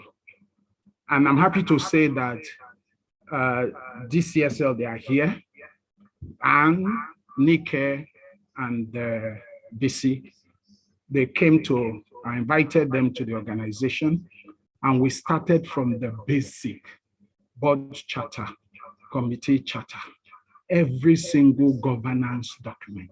They also helped us to do what is called a PLC audit. In other words, they looked at all the requirements under the then company law, look at our practices, even before NCCG and SEC mandated it, and showed where there were gaps. So it was quite interesting because the directors now realized that this is not a personal agenda, but we're building a structure. Many of them, they had a one-page letter of appointment that basically says nothing. We have to develop standard letters of engagement for them. Own the process. Let others take the glory, but own the process. Make sure that you are passionate about it. You tell them, show them the benefit, show them the consequences of not doing it. Then operate it, let them see the benefit. I'm happy to say that then we did a third aspect called regulatory compliance audit. So we now decided that we want to look at all the laws in Nigeria that applies to the company and stated where we are compliant, where we're not compliant. So it was an eye-opener, and we are reporting through the risk committee to the board. Everybody got on board, and I'm happy to say that I think it's still the practice. Till this date, we have not paid a farthing for non-compliance with any regulatory requirement, whether to NGS or to SEC or to CSC, because that gave a lot of impetus. So it wasn't a personal agenda. You were building the organization, and then transfer. You begin to ask respective departments to take responsibility for that. I think that's very important. Then build trust. A lot have been said about that. Ensure the structure is there. We use the board to monitor ourselves. So we apply 100% disclosure practice, where every disclosure that needs to be made to any regulator is reported to the board at least once a quarter. If it is met, if it is not met, why it was not met, and all that. So it became a challenge. Everybody just sat up and realized that we can actually do it. Training. And it's not just formal training. Personalized training is also important. Unfortunately, DCSL is well equipped to do that, then have the processes documented in place. I think those are some of the what we need to do. Determine always to do right. Listen, there's a difference between ignorance and deliberate disobedience to rules and regulation. When you find yourself in an organization where they are determined that they will disobey the law and bear the consequences, you have to make a choice, whether you want to be part of the problem or you need to walk out through the door. Because as I said before I rounded up my earlier presentation, your license to operate is your integrity. If you allow anything to happen to it, you are finished. So it's better you preserve it and move on and find something else to do than to find yourself in a situation where you are being cited along with the directors. And one thing I found out in life is that bullies are cowards. Those that bully you to do wrong things are the first to throw you under the bus. So you have to be careful. Thank you very much. Thank you very much, Mr. Oweche. Biola, I'll come to you, but I have a couple more questions for you. One says, how can a company secretary leverage technology on a board with directors who are not technologically literate? Directors who are not technologically literate. And then the second question says, in view of the increasing reliance on AI, artificial intelligence, in the business space, do you think AI will take over the function of company secretaries in the short to medium term? So you have the floor, Biola, very quickly. Thank you so much, Madam Chair. I've attempted to answer the first few questions on the question and answer platform. So can I just take it that that is a given? Yes. For this question, if I heard you correctly, Madam Chair, if I was trying to take note, board members who are not technologically literate or who are, yes. Who are not technologically literate, yes. Who are not technologically literate. I think we witnessed that during the pandemic, and that afforded the opportunity to provide quick, practical, and user-friendly solutions. And that essentially speaks to helping them, hand-holding with them to understand the use of these technology tools. So if they are not, and they are not adverse to trainings, such trainings can even be customized for them. Like I mentioned in my during my presentation, that it's an investment that we will see significant returns on the investment. So the answer, simply put, is training. We have to exhibit a lot of patience, emotional intelligence, empathy, and just look at them. Some of these board members are like they can be in the category of our parents. Some as our grandparents. I would imagine that the younger generation or the younger demography would definitely come up to speed on their own. I had the opportunity of even showing a director how to use a YouTube, to learn, watch videos on YouTube. He was so fascinated that his phone had various YouTube, what is it called, videos. Because I was like, sir, your phone, it has these features and all of that. So you could start with that, befriend them. As long as, you're able to keep the boundaries well, where you are not turned into, Abiola, come and help me load airtime, sort of thing. So you keep a balance, but be empathic. try to help them, try to look for, quick and low-hanging fruits for them to just come up to speed. And it's gradual. So you give them time to come up to speed and just keep checking in on them. Then for AI taking over our function, it's not going to happen. Yes, there will be significant need for us to be conscious and to also keep upscaling. If we keep upscaling and upscaling our capabilities and competencies, we need to be very proactive, but we should not live in that fear of the unknown. We should use technology and not the other way around. Technology should not be bumping me off my seat. I'm sitting down here now. I'm a lawyer, a chartered governance professional. And one of my goals for this year is to acquire a technology skill, since I now play within that field. I've taken it upon myself. Yola, there may be no summer holiday or whatever this year because you need to invest in developing yourself so that I understand the language of this ecosystem that I now work with. I'm also relevant. I can also add value. So that should be our primary focus. We cannot be scared of AI. I should be taking 1,000 steps ahead of AI, and I should use it to bring value to whatever tasks or assignments I'm saddled with part-time. I think that will be my short answer so that others can also have the opportunity to speak to their questions. Thank you, Madam Chair. Your response was quite direct. I don't see it as well, AI taking over the role of a company secretary, at least not in the short term. Maybe with time. And I'm also happy I also spoke to something earlier. I don't know how a robot wants to read a room, which is why personally, my preference remains physical meetings. Like I said, maybe we'll continue to work the way we currently are, which is a hybrid. But there's certain things that being on a call cannot tell you. You can't read a person's body language easily, on camera. But again, we'll come to that. Ayatollah, you have a couple of questions. I already sent a couple your way, but I have a couple more. So let me reel off, and then you can take everything at a go so we can wrap up.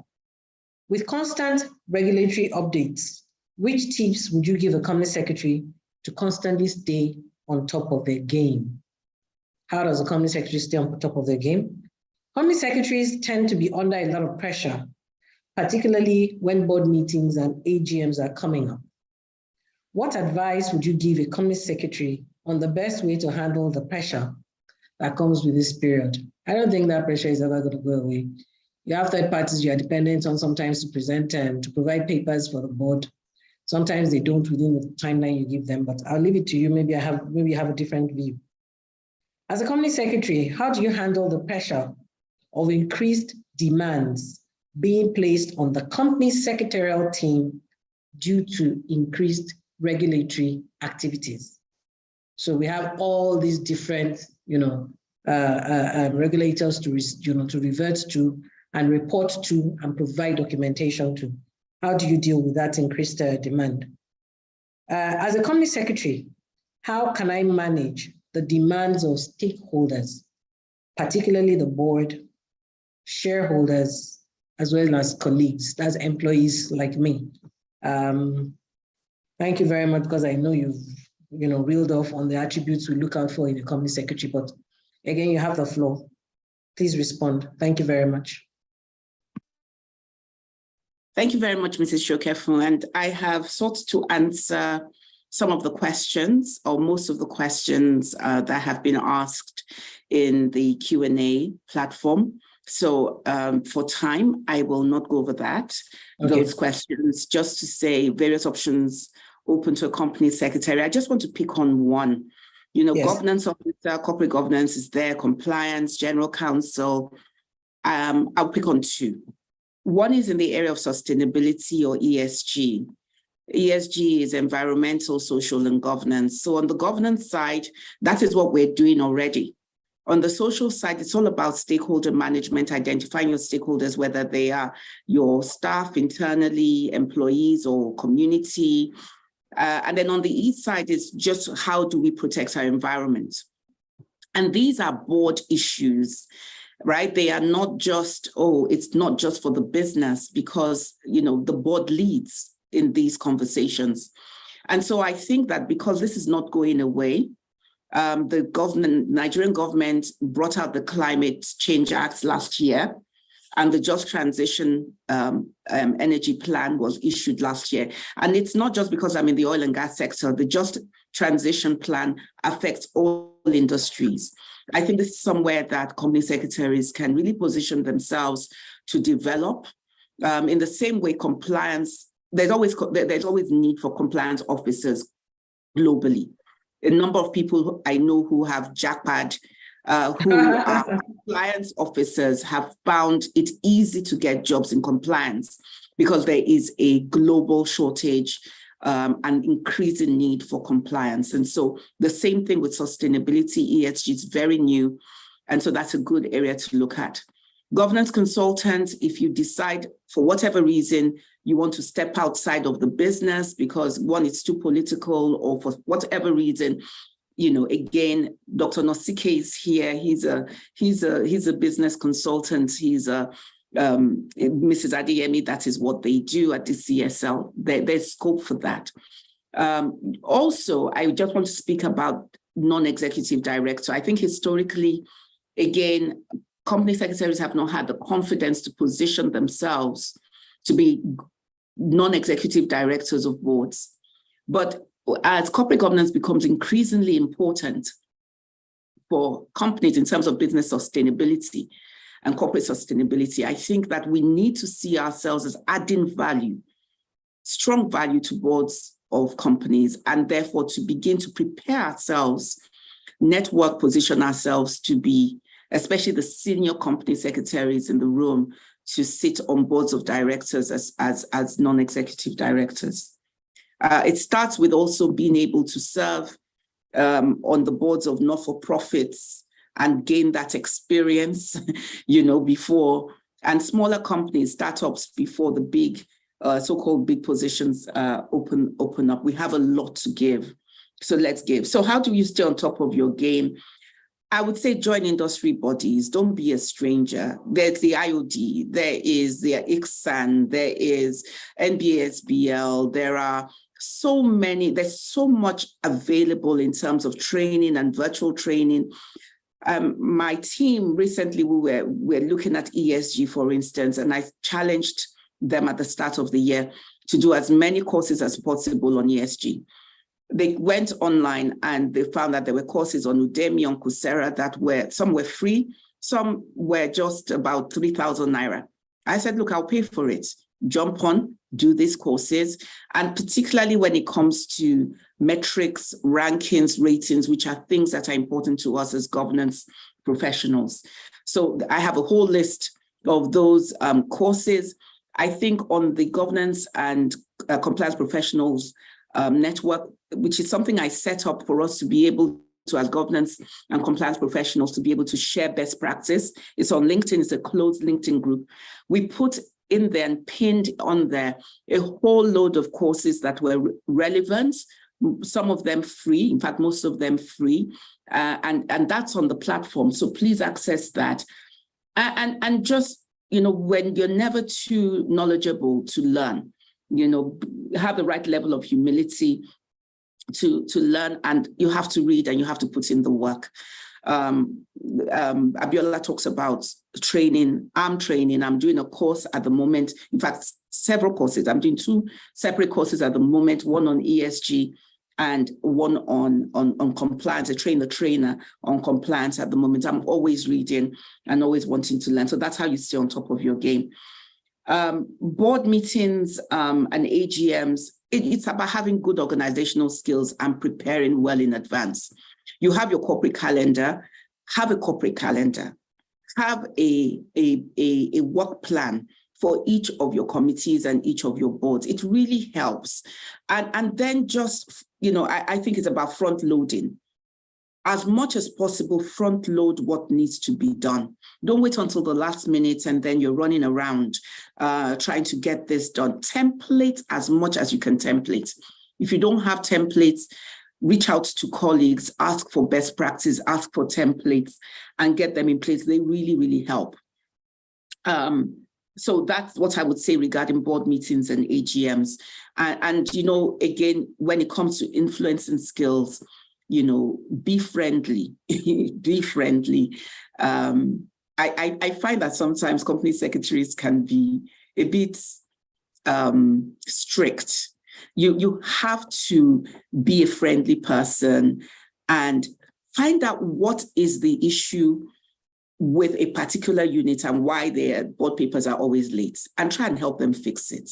Be a fixer, be a problem solver. Don't be somebody who just goes and reports or shouts, oh, it's not ready. No, try and get to the bottom of the problem and provide solutions. In terms of the increased regulatory activities, I think it was Mr. Uwecha who said that DCSL helped them highlight all the regulatory requirements. We have that.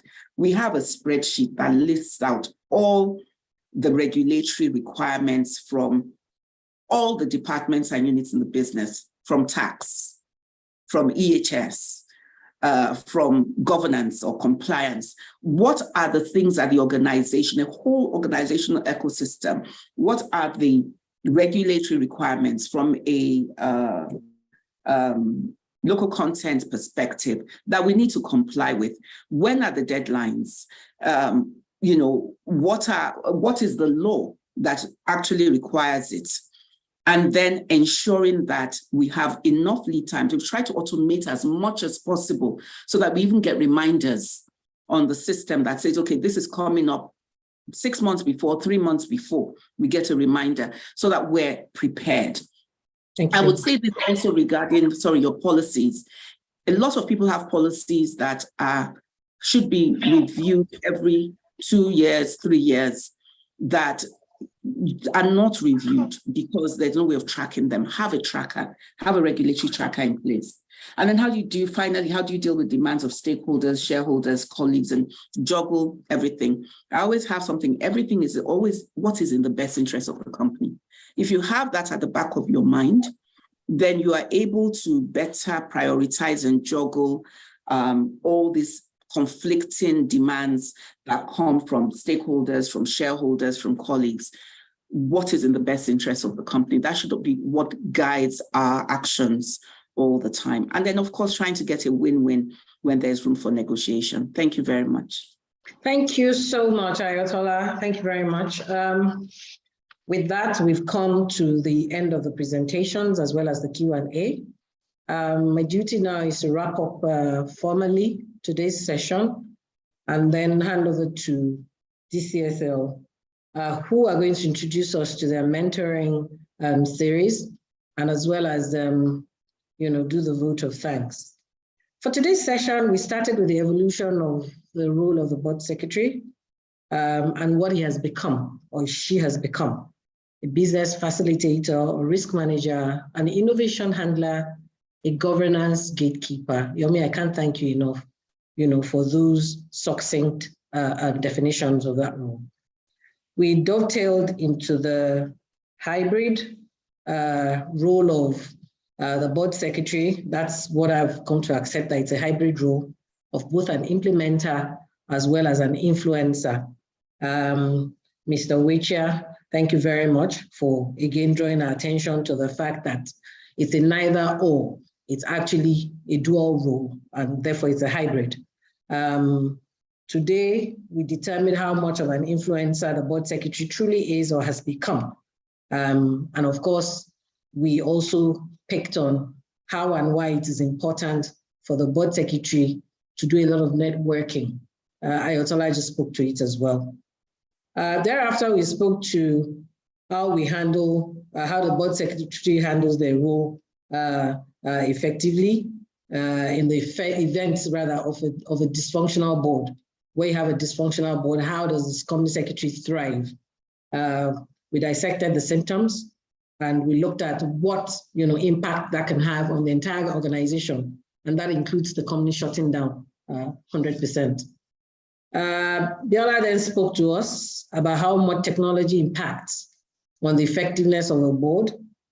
She spoke to us extensively on the post-COVID-19 experience, how we now hold meetings via WebEx. We just held this via Zoom, Google Meet, Teams. You have all the various platforms. on which people now hold, various meetings and what have you. She spoke to why we need to adopt digital governance. And of course, she couldn't stop talking about how we need to have adequate budget to fund, these various initiatives. Now, we have said it's no longer the era of providing coffee and sandwiches in the boardroom. It's gone beyond that. In wrapping up, we discussed how a board secretary handles pressure, both professionally, externally, as well as personal. Ayotola was kind enough to talk us through the key pressure points, and also what sort of attributes a board secretary is meant to have. A person has to be nimble, that person has to be well-informed, the person has to be a good observer, a good listener. The list is endless, and I'm sure these slides, I don't know what the typical practice is from DCSL, but if it's on YouTube, I assume you can always access it, to refresh yourselves. On a personal note, in wrapping up, I will say this. The board secretary is privy to any and all information that directors are entitled to. Is no longer therefore just a face, but a voice in the bedroom, albeit a subtle one. I couldn't stop talking about, how to approach or how to understand the dynamics of your boardroom, understand each director, including your chairman, and know how to approach and when to approach. So it's very important for us to be conscious of that. For me, apart from all that she has recommended, I am very, very big on mentoring. And mentoring is not that person that you just admire, that you think, oh, I like their style. No. It has to be someone that you can hold accountable and someone that can hold you accountable in return. Oh, Ronke, I asked you to take these few steps. Where are we? Do you understand? It's an informal way of appraising you. So I'll encourage you, they're out there, look out for mentors who can assist you in your growth process. Final word from me and takeaway. When will the board secretary have the same fiduciary obligations as directors? It's a key takeaway for all of us. Let's think through it. Like I said, you're exposed to the same level of information that directors have. Maybe the only difference is when it comes to voting, you don't vote. But I believe at a certain point, there has to be a certain level of responsibility that you have to take. BC, I deliberately didn't speak about you all day because I worked more with Anne and Nike actually towards today. But what you're doing is very impressive. It's very encouraging. I must commend you and the team. Well done, team DCSL. And thank you very much for the opportunity that you have given me today to chair this session. I'm truly appreciative. To my panelists, I've enjoyed each and every one of you. I hope to stay in touch so that we can continue to exchange ideas and of course, as part of our networking. I'm hoping someday soon we can all meet up either for lunch or dinner, because ideally this would have been wrapped up via lunch. So I'm going to put it on Mrs. plate to find a way to bring us all together to go somewhere for lunch, at everybody's convenience. Do have a good afternoon, everyone. Enjoy the rest of the week and have a very restful and pleasant weekend. Thank you. Thank you very much, Madam Chair. Thank you so much. You've done an excellent job, I must say. And I'm not just saying that, I really sincerely mean so. Thank you very much. It's been an excellent session. But I'm not going to the vote of thanks just now. I'd just like to start from where you stopped when you spoke about mentoring. So we've done this for the last 10 years, and we thought that, every time people keep saying there isn't enough time, more than one person has said so during the course of the session today that there isn't enough time to talk about everything we need to do.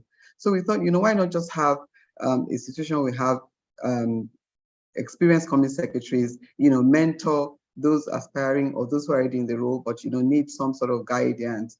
And so we have established the DCSL Academy Mentoring Program. It's a 3-month program where we'll have mentors, being allocated to mentees, and they will, over the period of the program, mentor them. There'll be a formal mentoring program drawn up, where we'll have schedules, how often they should meet, what are the goals that they intend to achieve, and then actual follow-up, we intend that this be going on an annual basis, as many cohorts as we can on an annual basis. So I'll encourage those of you on the call who would like to be mentors to please indicate, send us an email or give Nika a call.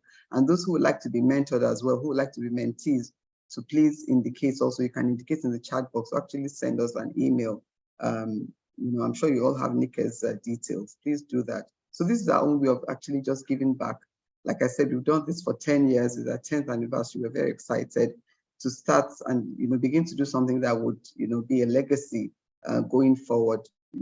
So it's now left to me to thank this wonderful panel, starting with our chair.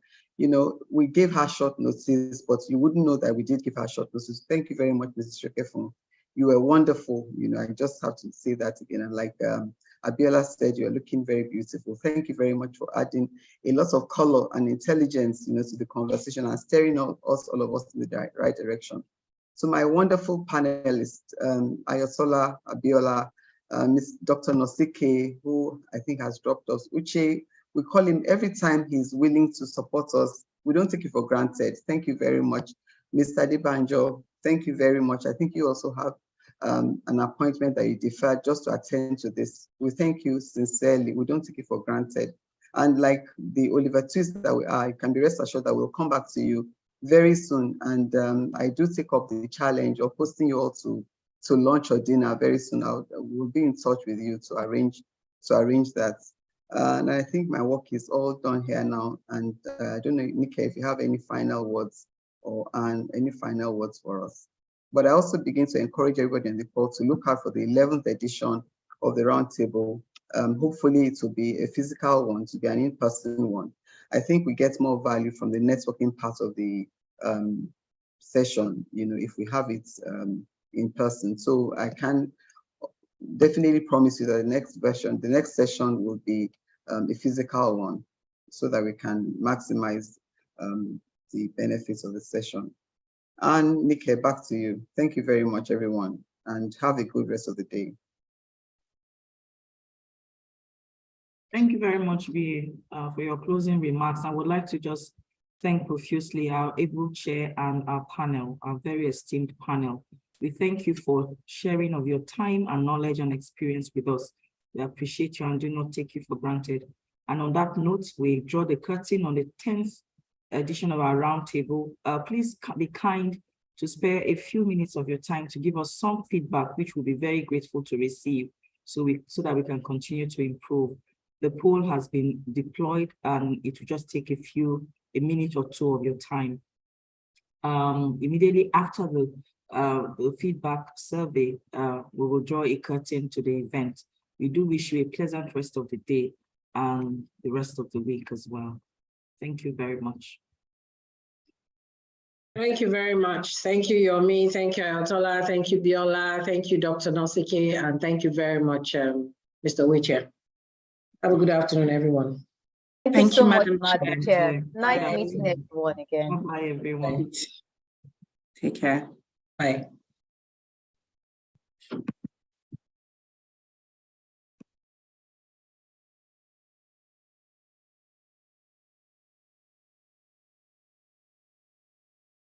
So which I seem to be speaking, you are muted, we can't hear you. And I was saying Happy New Year to you. Happy New Year, sir. How are you, sir? Very fine. And thank you so much. Thank you. And I was appreciating the